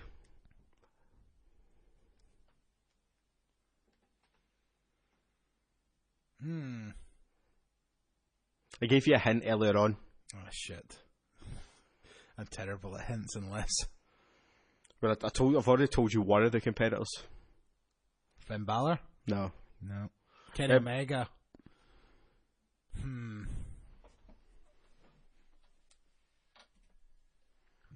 Nah, I can't think, man. Kenny Omega and Naito G1 final. Nice. Because even my ma, who hates wrestling, was like, the whole way through it. Pure idiot. It was great. Actually, no, I think I've seen that match. That match, specifically. Must have slipped my mind. It's just like, during that time was the time where I got my PlayStation 4, and that became my fucking pride and joy. And so, the G1 if you can't really remember that match, please go back and watch it, because Yeah. it's fucking outstanding. Yeah, definitely. It's either that, or I'm just thinking of, do you know what it is? Naito and Omega had a match last year for the finals of their bracket at the G1, and that's what I'm remembering. I definitely didn't see it this year.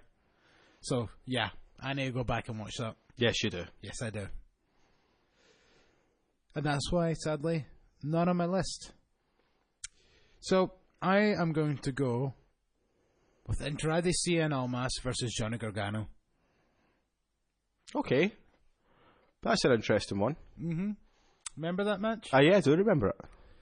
It was just a kind of flung together match that nobody really thought was going to be much, and just blew the fucking house down. Or the roof off. Burned the house down. Whatever you want to go with. Fuck it. Blew the house down. That's my saying. That's a Grizz original. Watch somebody steal it and trademark it. Grizziginal. A Grizziginal. A Grizz. No, it doesn't work. Well, see, there's some words I can't implement Grizz into. We're now at the final part of my list, Okay. which is best males. Wait. I've got a worse match. There you go. Wait, we've also got best tag team. Oh, yeah, I forgot about that. Actually, we've got a couple. Yeah, I don't. Oh, jeez, excuse me. Sorry, I'm just deleting some shit off my list to make sure what we still have left.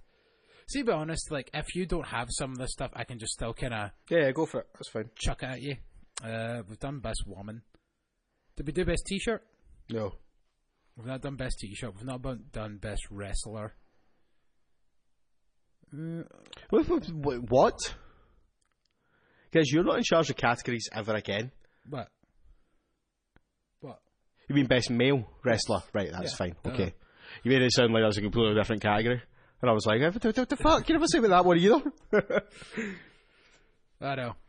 It's just like I keep getting ideas and then keep forgetting to tell you about them. Okay, so worst matches. I will go with Jinder versus Nakamura 1 and 2. Once again, horrendous matches. They ended the exact same as the fucking previously mentioned Randy Orton matches.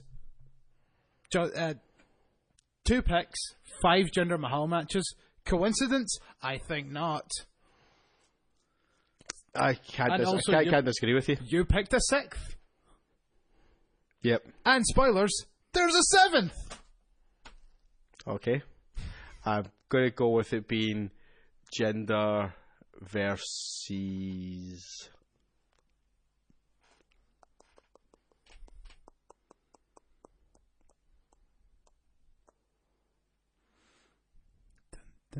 Is this a number one contenders match? No. No. Okay, what is it? Jinder versus Baron Corbin, Money in the Bank cash in. Oh, for fuck's sake. Right, okay, fine. Technically that does count, so I'll give you You're it. damn right it does. Fuck you. This is my list. I'll allow it. Right, so what we got next? Right, best... Oh, no, you've got t-shirts, haven't you? Yeah, okay, best t-shirt. I feel like I must have missed some of these because I've got a ton left. Anyway, best t-shirt, I'm going to go with, once again, Asuka. Not this one that I'm wearing right now, but the other one, the animated one that's like, and still undefeated. It's got undefeated up the middle, and it's got the NXT Women's title in the corner, and the animated Asuka. Mm-hmm. Best t-shirt. Best t-shirt. That's why I bought it. And what's your worst? It's the best t-shirt. The worst is I could have put like worst t-shirt / merch. Don't know why I just put it for this bit, but I put Neville, just the one that just literally says King of the Cruiserweights, and it's like the most boring looking t-shirt in the fucking world. Or Enzo Amore's I Got the Sauce t-shirt. Yeah, what the fuck was that all about? Because he's meatballs marinara or mussels marinara or something like that. So he's got the sauce and he's Italian. And then because I put t-shirt / merch, I also put WWE fidget spinners because fuck fidget spinners. Okay, fair enough. I didn't even know they were a thing. You don't know what fidget spinners were? No, I know what fidget spinners were. I mean, I didn't know WWE had their own. Oh yeah, not only did WWE have their own, but they charge you about $15 for an Alexa Bliss one, and it's like, nah, they're going to be in the bargain bin like any fucking day now. Yeah, basically. See, when you see like they put like 80%, you can get 80% off, up to 80% off. That's the key word there, up to 80% off of WWE merchandise. The stuff that's going to be 80% off is going to be the fidget spinners. Yeah, definitely. Then maybe I'll buy an Alexa Bliss one. Right, what else have you got? Well, more of the question, what do you have? And then we'll take that away. I genuinely don't have any other categories left other than best male and worst male. Because I said to you I couldn't decide the brand. Okay. Because in fact, actually, I've made a decision on the brand during this show, and this is purely based on the choices I've already made. Let's go with the best brand then. I'm going to have to go with Raw. Okay. Purely because most of my bests have all came from Raw. So fair enough. Like SmackDown has had a really rough time this year. Oh fuck! Well, we talked about fucking best return ages ago. I've not talked about worst return. This one might be kind of cheating, so that's why I picked 2. Because I know the return happened at the beginning, or the end of last year, sorry. But it continued on to this year, so I'm going to go with Goldberg.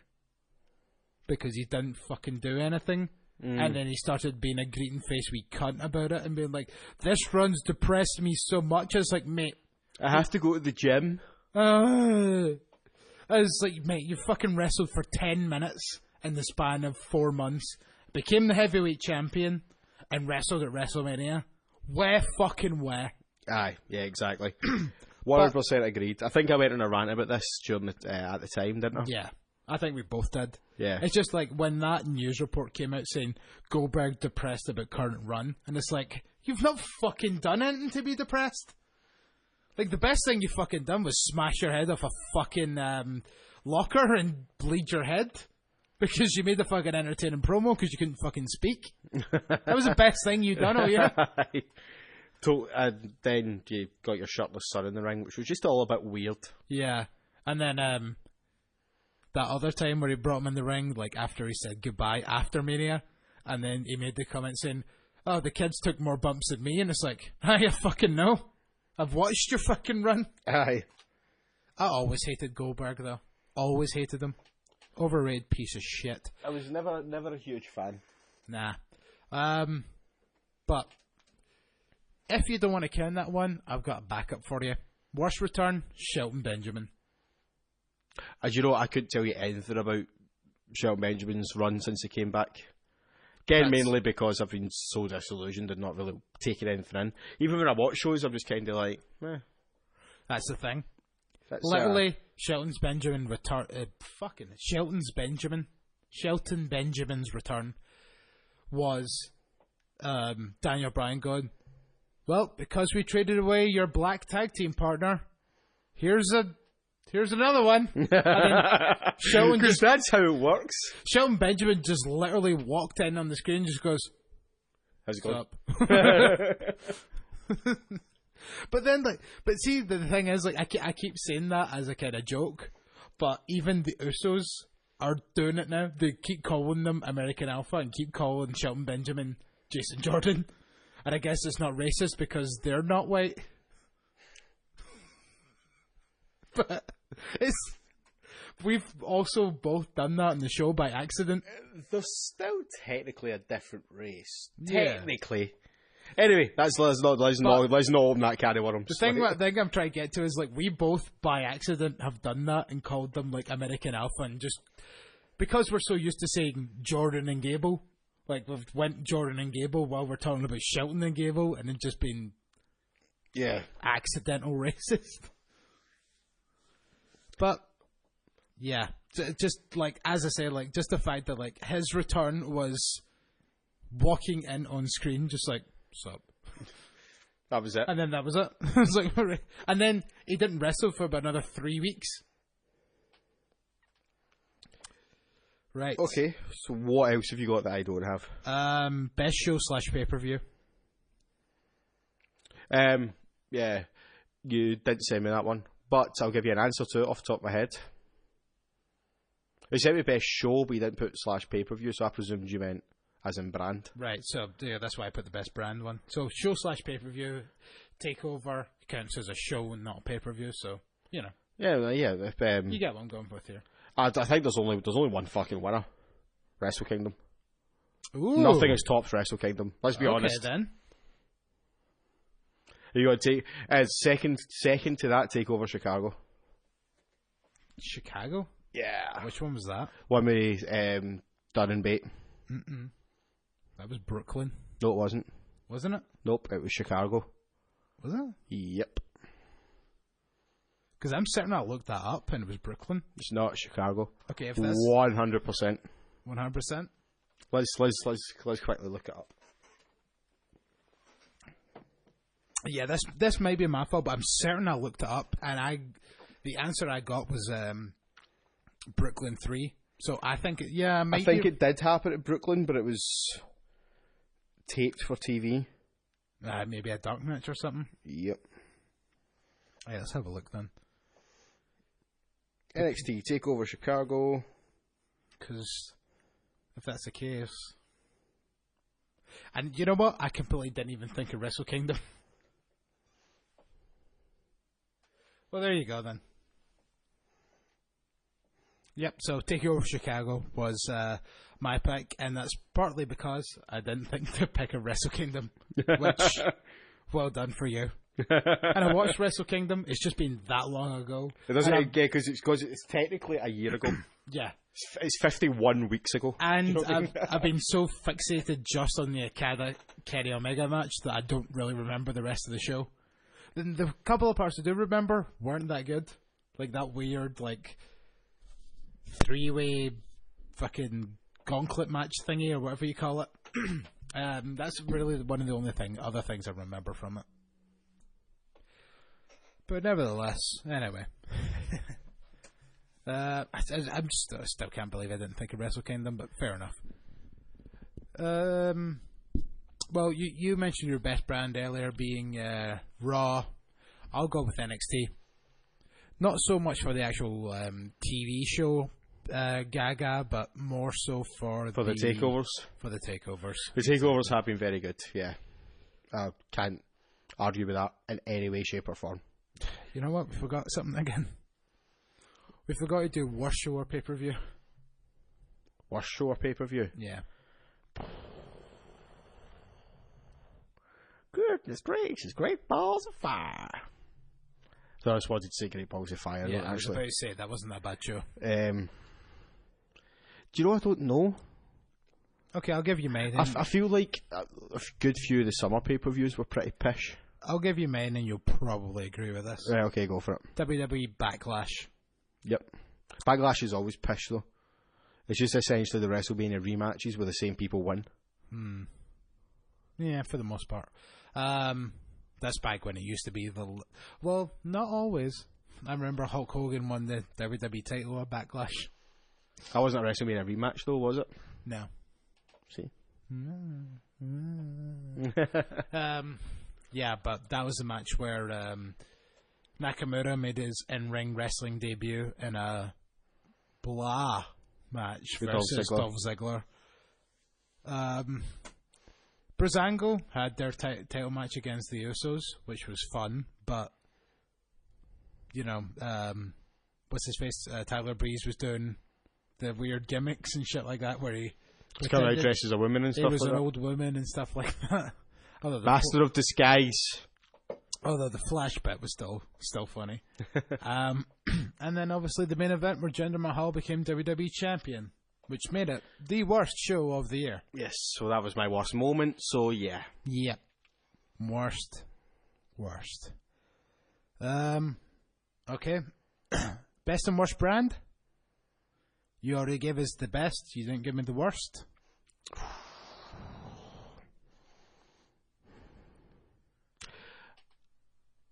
It's going to need to be SmackDown, isn't it? Does it have to be? Well, it's either that or NXT.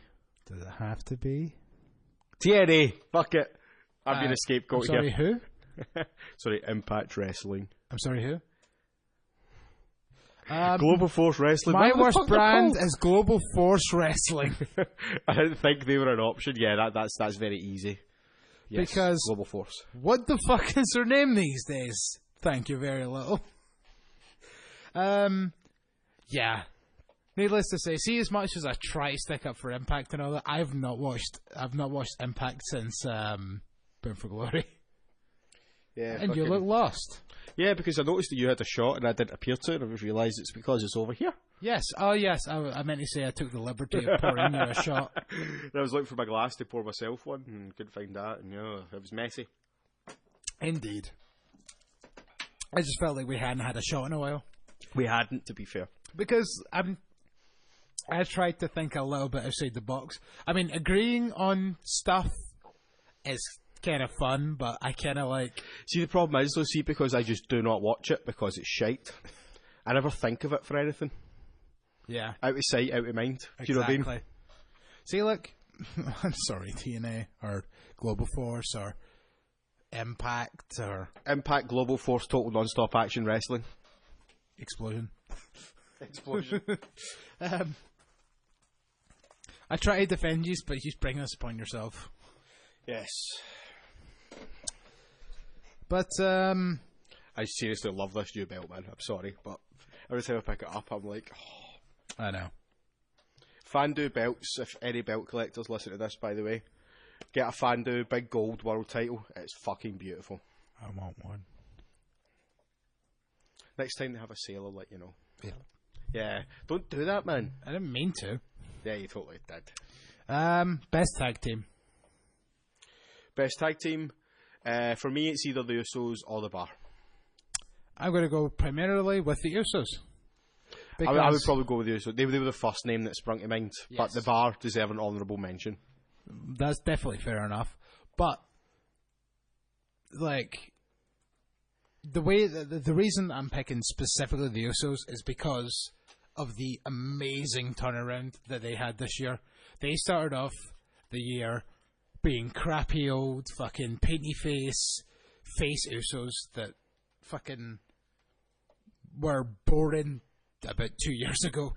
And they've got to do the gangster thing, the Uso penitentiary thing. Mm-hmm. And it was originally put together to be a heel gimmick. Yep. But they've done so well with it, they've managed to turn it into a face gimmick. Yep. And it's amazing.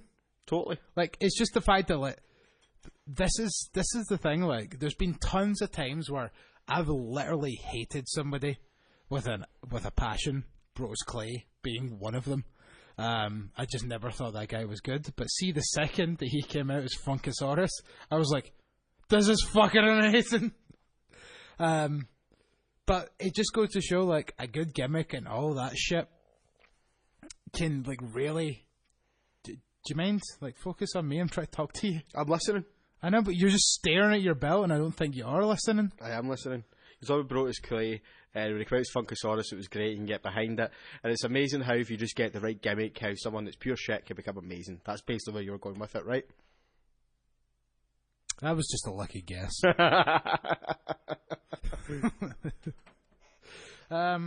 So here's to the Usos. Yes, here's to the Usos. We haven't had a show in a while. So. Down since day one-ish. Ish. And maybe one day, our day one will be H. Day one of the H. Okay. So what's your worst tag team? My worst tag team? That one's slightly harder. Probably you're going to go with Ascension, aren't you? Yep. They have done absolutely nothing. They have literally done nothing. Nothing at all. And especially at that point when I also at Elimination Chamber, when it looked like they were going to win the tag titles by just outlasting American Alpha and that the tag team turmoil, and we were just both like, no, absolutely not, no way is this fucking happening. And it came really close to happening, and then it didn't. That was great storytelling, though, to be fair, because we did believe it for that split second in time. I've got to say it's between them. This one might be controversial. I don't really want to get into too much depth about it, because I don't really have too much depth about it to go into, to be fair. Mm-hmm. But Heavy Machinery as well. I'm just not a fan. Like, I just don't click with them at all. Fair enough. And, like, there's nothing that they've done or anything. It's just, they just haven't grabbed my attention, so they make my worst tag team for that reason. There you go. At least you gave a little bit of, Oh! I just thought of a t-shirt. Oh, okay. I kind of just saying this to get a mention on this podcast, because fucking it deserves a mention. Rusev Day. Oh, fuck. Rusev Day. Because I just started thinking of Rusev and Aiden English there, and I was like, Rusev Day! Well, you know what? That's a fucking great shit. Right, I've still got 2 matches in my best of. Okay, go for them. DIY versus Authors of Pain ladder match. Yes. Forgot about that. I'm going to take that out. And the other one? Yeah, because we've only got one category left after this. So, the last of my best matches, I'm going to go with the Kings of Insanity match from ICW at the Hydro. Really? That's interesting. I want to play with it. I thought that, just to clarify, he means my belt, not my penis. I was slightly disappointed in that match. I can't remember why I was disappointed in it. I just remember being disappointed in it. I think I need to rewatch it. But just a spot where Renfrew goes through the stage, the Canadian Destroyer off a ladder through a table. Oh yeah, I forgot about that. And the point where Mikey Whiplash goes into that crucifix covered in those fucking... What was it? Carpet catchers or something like that. Just something fucking rotten that you don't want to... Yeah. Like... Now you're mentioning it and bringing it back, yeah, that was a good match. Yeah. There was a match at Fear and Loathing I was really looking forward to that I ended up really disappointed in. Was it Rey Mysterio's match? It could have been. Or the RVD match? Also could have been. And also, like, I seen Botchamania recently. Oh, no, Jordan, it was. Wasn't because the match was bad, I remember now. It was the main event, because I found the finish a bit daft. That being... 3 BT guns. But then it's kind of like... Yeah, but it was like... It's just like, that didn't happen. And I'm like, but there was 3 BT guns. Plus, didn't Kevin Nash also get involved? See, that's to be expected, though. No, but it's not, though. But, it was the 3 BT guns that annoyed me, because I was just kind of like, right, that's going to be interesting, and then they didn't do anything with it. I guess, like, what was the deal with it? It would have been cool if there was like a triple super kick or something like that from the three of them, and then maybe it was revealed it was a new tag team or something. Yeah, see, that's where I thought it was going. I thought they were about to basically reveal a BT Gun faction. Mm-hmm. And yeah, nothing. Unless maybe they just kind of are saving that or something. Fuck knows. Unless they do it again at the next pay-per-view or the next big show. Well, it's the big show. Right, and so my final worst match of 2017, John Cena versus Baron Corbin at SummerSlam. Yeah, it wasn't great. That was terrible. That was squash. That was a fucking squash match. Yeah. And that was just after he lost his Money in the Bank, thanks to John Cena. And, ridiculous. Like, made Corbin look like an absolute chump. What's the point in giving him stuff like Money in the Bank and all that, then have him job to John Cena in less than 10 minutes? It looked ridiculous. I feel you on that one. But that brings us to our final category. Indeed. The final category. Let's go with that. Mm-hmm. Which is best and worst males for the year. Mm-hmm. Who do you have for best? Best, I have two, and I genuinely could not decide between the two of them. Go on then. First one, Braun. I like it. Just purely because he's been so good this year. One of the most entertaining people. If we had a category for most improved, he'd have definitely won it. But he's been good since last year, so he kind of really wouldn't have counted. But yes, over the last couple of years, Braun has just become a pure standout. Yeah. And I remember people fucking pissing their frillies a few years ago when there was talk of him versus Undertaker. Oh, Do you remember that? But that was back when he was shit, and that match was going to be shit. See if he had that was back when he hadn't actually had a chance to do anything. See, the thing is, that was back when he was 3 months out of the company, and they were like, Braun Strowman versus Undertaker is happening, and it's like, ew, no. But see, Braun Strowman versus The Undertaker, if they were going to do it this year, yes, please. Many monies. Give me. Fly over there. Watch C Live. And my second choice, again, just because he's been so outstanding, given the relatively poor position he's had for most of the year, The Miz. Ooh. Good shout, man. Because I did not think of him. And I mean, I completely agree with the praise, because I love The Miz. He hasn't been positioned to be even considered for the Wrestler of the Year or anything like that. Mm-hmm. But the work he's put in this 100%. year, he absolutely deserves it. 1,000,000% even. Even though I've not seen a lot of his work this year, I just still know he is the best. One of them is going to have to go to Kenny Omega, because he had to bring him up at some point. Yep. But for the more mainstream audience, I put AJ Styles. I can get AJ. I think the thing with AJ though is like kind of what made me like think about this.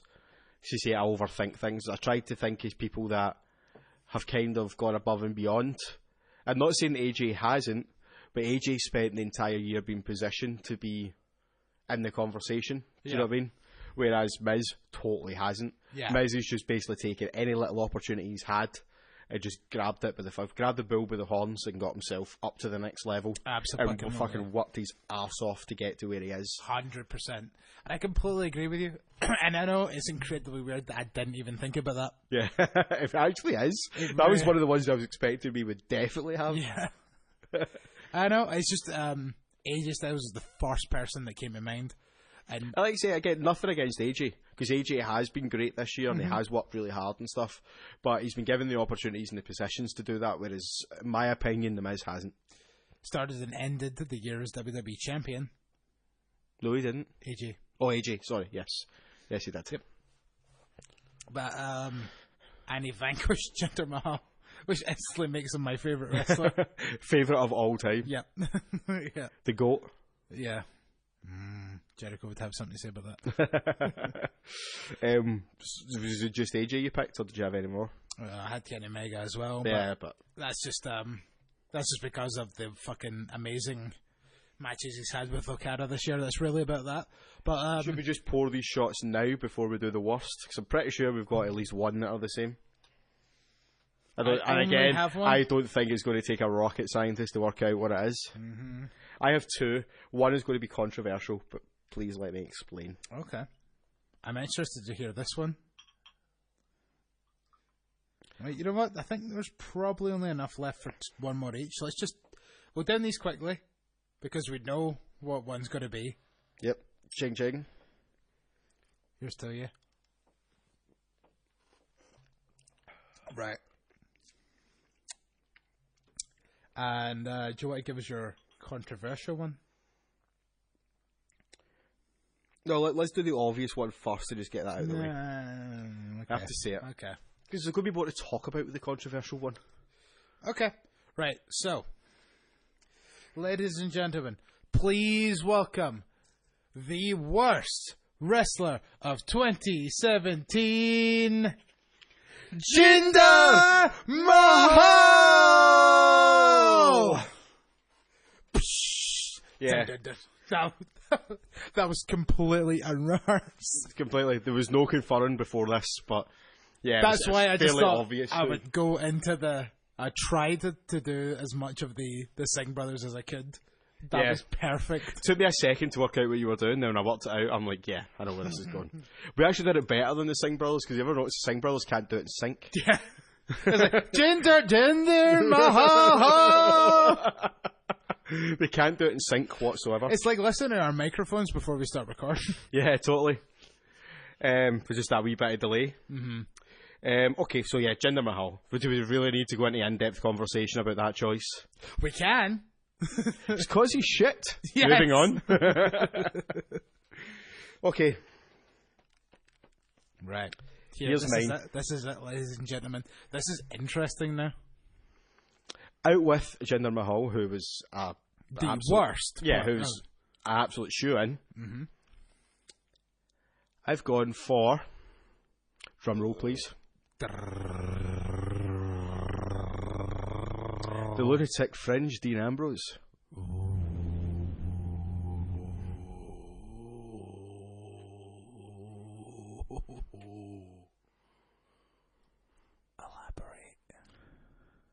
There's not that huge amount to elaborate on.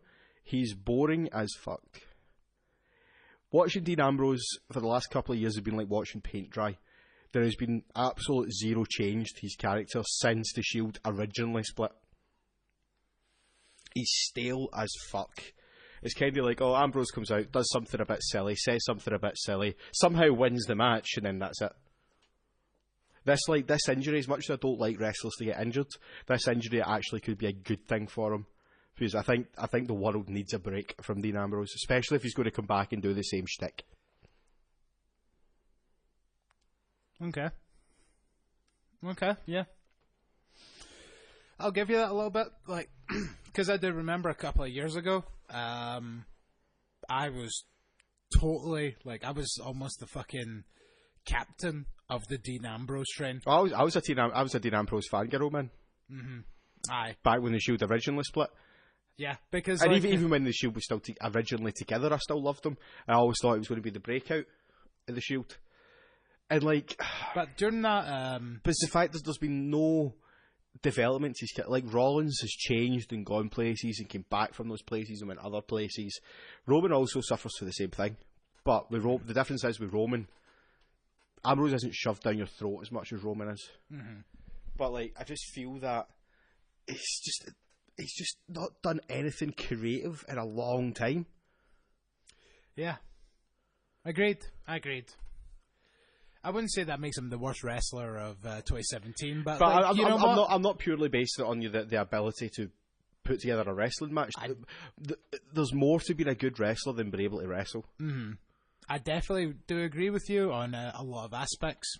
100% I do, because I've noticed it too. Like, as I was saying, I was massive on Dean Ambrose just a year or two ago, and I do realize the fact that like he's essentially coasting. A lot like Nakamura is, granted, and a lot of other people right now. But and again, I'm not saying it's his fault. Like no. I mean, there's a reason why it took Ambrose should be in the position now where he can maybe push a bit more creative control on things. Like say Nakamura and stuff aren't quite there yet in terms of how they are with the company. But I just feel like I feel Ambrose is lazy. Oh, you're bringing up the old Stone Cold conversation. Yeah, I mean, like, not in terms of he's lazy as a wrestler. He's kind of just like, he's too laid back. That's his problem. He really is kind of coasting through his moves and whatnot. But the thing is, I will admit, this is kind of good. Just look at the Usos. That's all I need to say there. For that, they've been faces too long to the point where everybody gets sick of them. And it's gotten to the point now where all Ambrose needs to do is come back and turn. See if he turns on Seth Rollins now that Seth Rollins won the tag titles with Jason Jordan.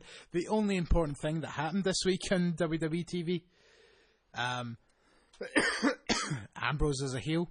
He can fucking go anywhere. That's what I'm crying out for, is Ambrose as a heel. Yeah. Absolutely. But, yeah, that's where we're needing now. And I totally 100% agree. I like this, and the little rest that we'll have from Ambrose probably is a good thing. I don't hate him or dislike him. I'm not saying I hate him or dislike him. I'm just saying that he's not been particularly entertaining this year. I do agree. And therefore he's the worst quote unquote wrestler. But in my opinion. I mean I could have went with fucking, I don't know, Mojo Rawley or something like that, but what's the point in that? Because they're the guys that Ambrose is supposed to be the bread and butter of Raw. Part of the bread and butter of Raw. And it's just not entertaining to watch at all. Okay, well, you know what? Controversial indeed, but I agree with. Thank you. You're welcome. I can totally see it. See, you're saying I don't put thought into things, but that's fucking proof I do. That's because you've been given more than 5 minutes to think of it. So shall we wrap this up, or do you want to do the Wrestle Kingdom run through? Let's just very, very, very quickly go through Wrestle Kingdom. Okay. Because it's going to be the main point of our episode next week. Hopefully, which will come out at some point, but because of the fact Wrestle Kingdom falls on Thursday's my day off, but you're working Thursday, so you won't get to see it live, whereas I will get to see it live. So probably Sunday next week before we're recording, realistically. So if we do it on Sunday, do you think you could get through New Year's Dash by then? Yes. Yeah. Hopefully. Almost certainly. Right. We'll give that a go. We'll get these two done. And we'll do Wrestle Kingdom and New Year's Dash. Like, New Year's Dash is essentially, for those of you that don't watch New Japan, is the Raw after WrestleMania of New Japan. That's where the new storylines start. That's where Kenny Omega. That's when your AJ Styles are kicked out of the Bullet Club. Exactly.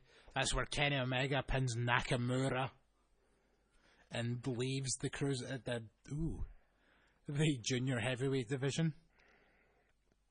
Yeah, that's where it all is.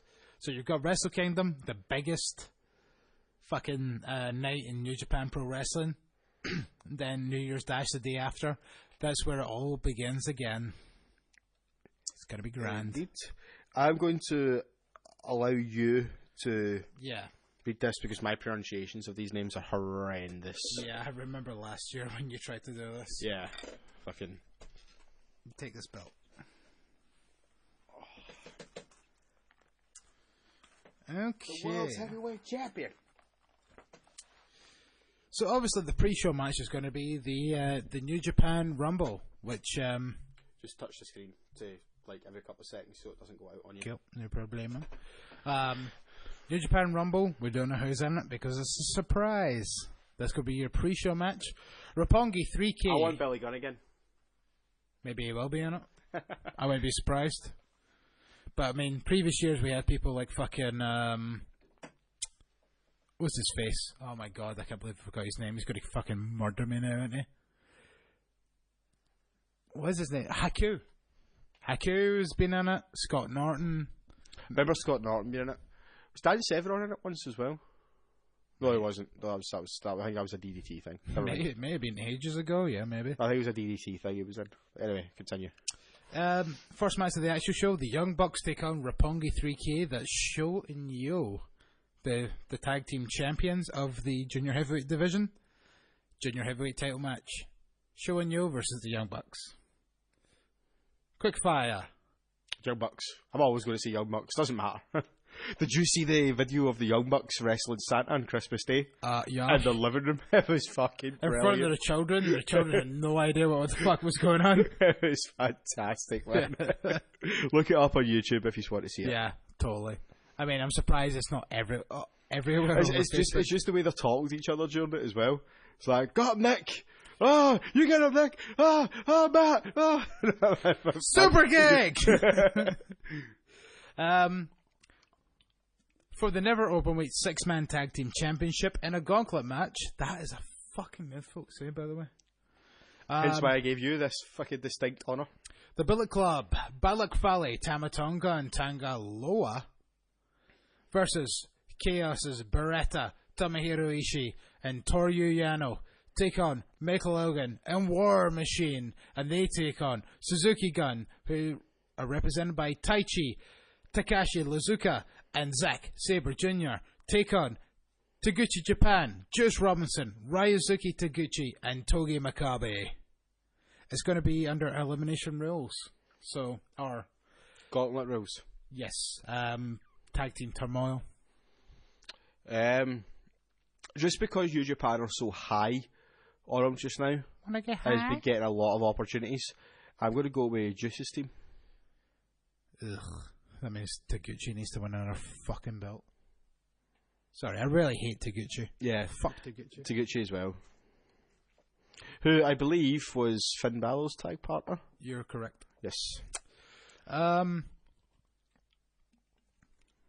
going to go with Suzuki Gun. Taichi, Lizuka, Zack Sabre Jr. That's who I was going with until you mentioned the Juice was in it, and I was like, yeah, it just robs. He's got to like. They're giving him so many opportunities and shit just now, man. They've got to put a belt on him eventually. The dude's doing well, not gonna lie.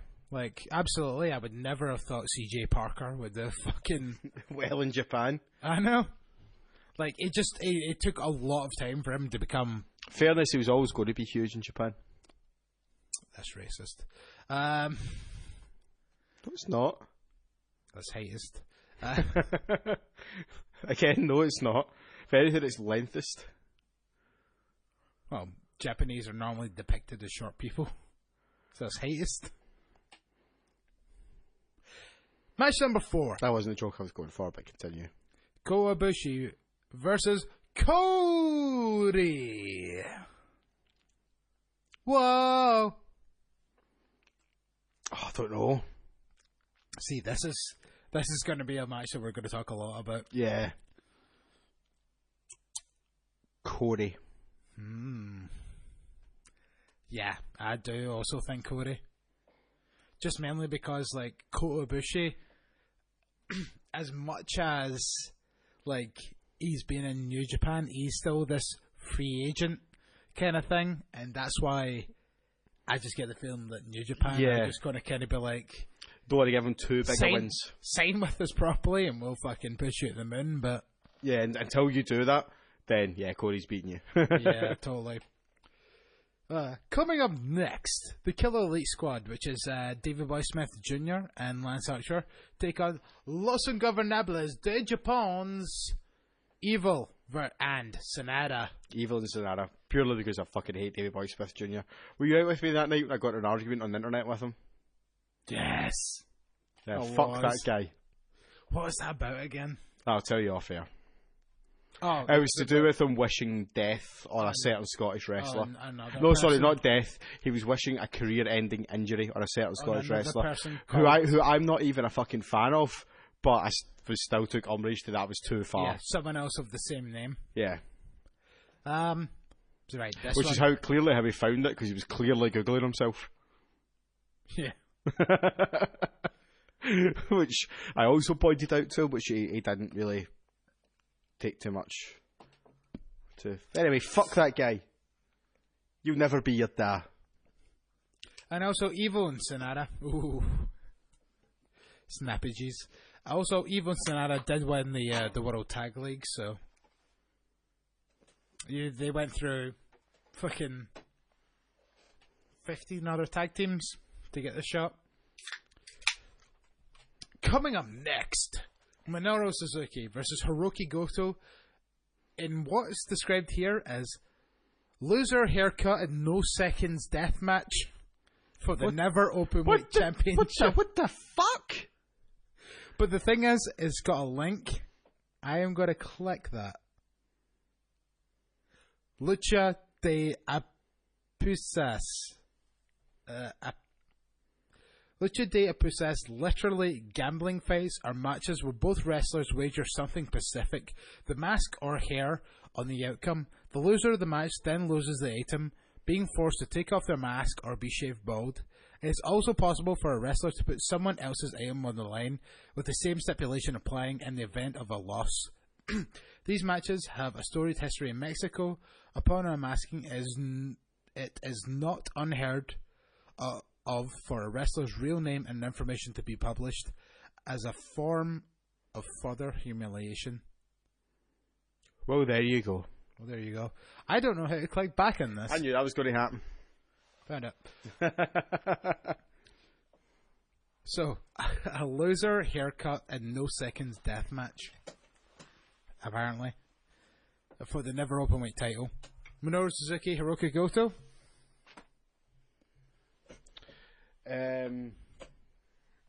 Suzuki. Interesting. So you think Goto's going to be shaved bald? I'm not going to lie to you, man. I don't know enough about either of them. That was literally just a guess. There was no logic behind that whatsoever. Fair days, man. I want Minoru to win as well. So. Fair enough. Mark Skrull, Hiromu Takahashi. Always want the villain to win. Don't care who he's against. Want the villain. Marty Skrull, Hiromu Takahashi, Kushida, Will Ospreay. A four-way match for the IWGP Junior Heavyweight Championship. Marty Skrull's the champ. I know he is. Damn right, you know he is. I saw the belt the other day. A couple of weeks ago. At Discovery. Like, fucking Marty Skrull always has a belt. Oh, I know. It's because he's fucking great. The guy's without bling all the time. Fucking fair fucks to the guy. The guy is, like, fucking amazing. Like, he deserves everything he's getting. So I'm going Marty Skrull just out of sheer blind love. Absolutely. Doesn't even matter the fact that he's from the power UK. of love. Like, I love Will Ospreay as well. Fuck it. Marty Skrull to win, yeah. Match number 8. Hiroshi Tanahashi versus Jay White for the IWGP Intercontinental Championship. I mean, like, logically you would say Tanahashi, but I believe, again I might be wrong here, but I believe Jay White's been getting quite a big push in Japan. He's been doing it partially through Ring of Honor for most of this year, and I think this is his like kind of big comeback. Yeah, so fuck it, I'm going to go Jay White. Okay, I'll go with Tanahashi just to make things interesting, but I'm kind of pulling for Jay White as well. We've seen Jay White this year. Yes, we did. In PCW. Right, here we go. This is us getting into the proper meat and potatoes, as they say. No, I didn't see him. I've not been at PCW this year. I saw him at Discovery. I'm sure. We seen Jay White 2 years ago. I'm sure it was Discovery I seen him this year. Also saw Flip Gordon at Discovery this year, by the way. Interesting. Who does do a lot of flips. That's probably why it's called Flip. Yeah. Anyway, continue. For no disqualification match for the IWGP United States Championship. You know it. It's Kenny Omega versus Chris Jericho. Again, this is one of the ones that I don't know. I'm going to go with...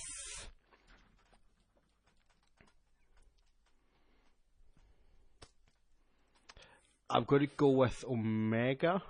Same. Because I think Jericho's going to beat him either on a Ring of Honor show or another New Japan show down the line. Chris And Jericho they're going to have the rubber match on the boat. Yeah, agreed. Like, Omega's going to win this shit. I just don't, because it's for the belt, I don't see him losing the belt. And finally, your main event of the evening, which will probably last 18 hours.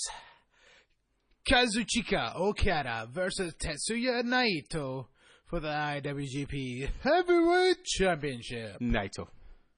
Yep, agreed. And then let's hope that he holds it for more than like fucking a month and a half this time. Thank you very little. Yeah, Naito for me. Omega's had, not Omega, fucking hell. Okada has had his run now.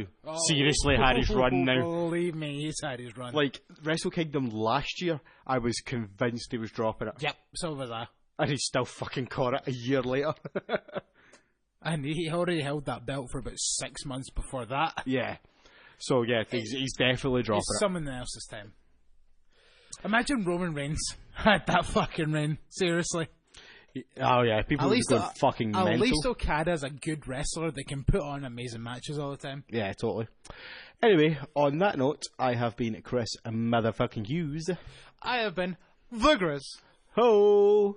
See. And Merry Christmas, everyone, and a Happy New Year. Ah, man!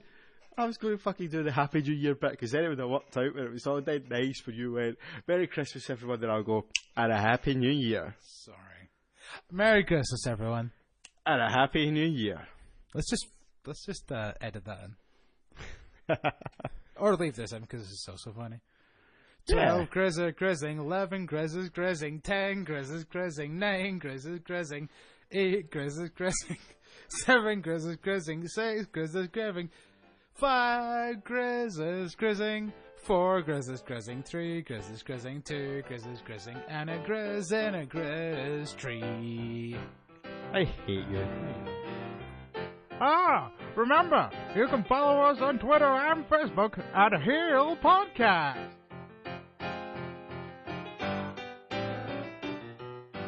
And also, don't forget, you can hear our archives on the World Wide Web at heelpodcast.co.uk. Well, that's all, folks. So long. Have a good day.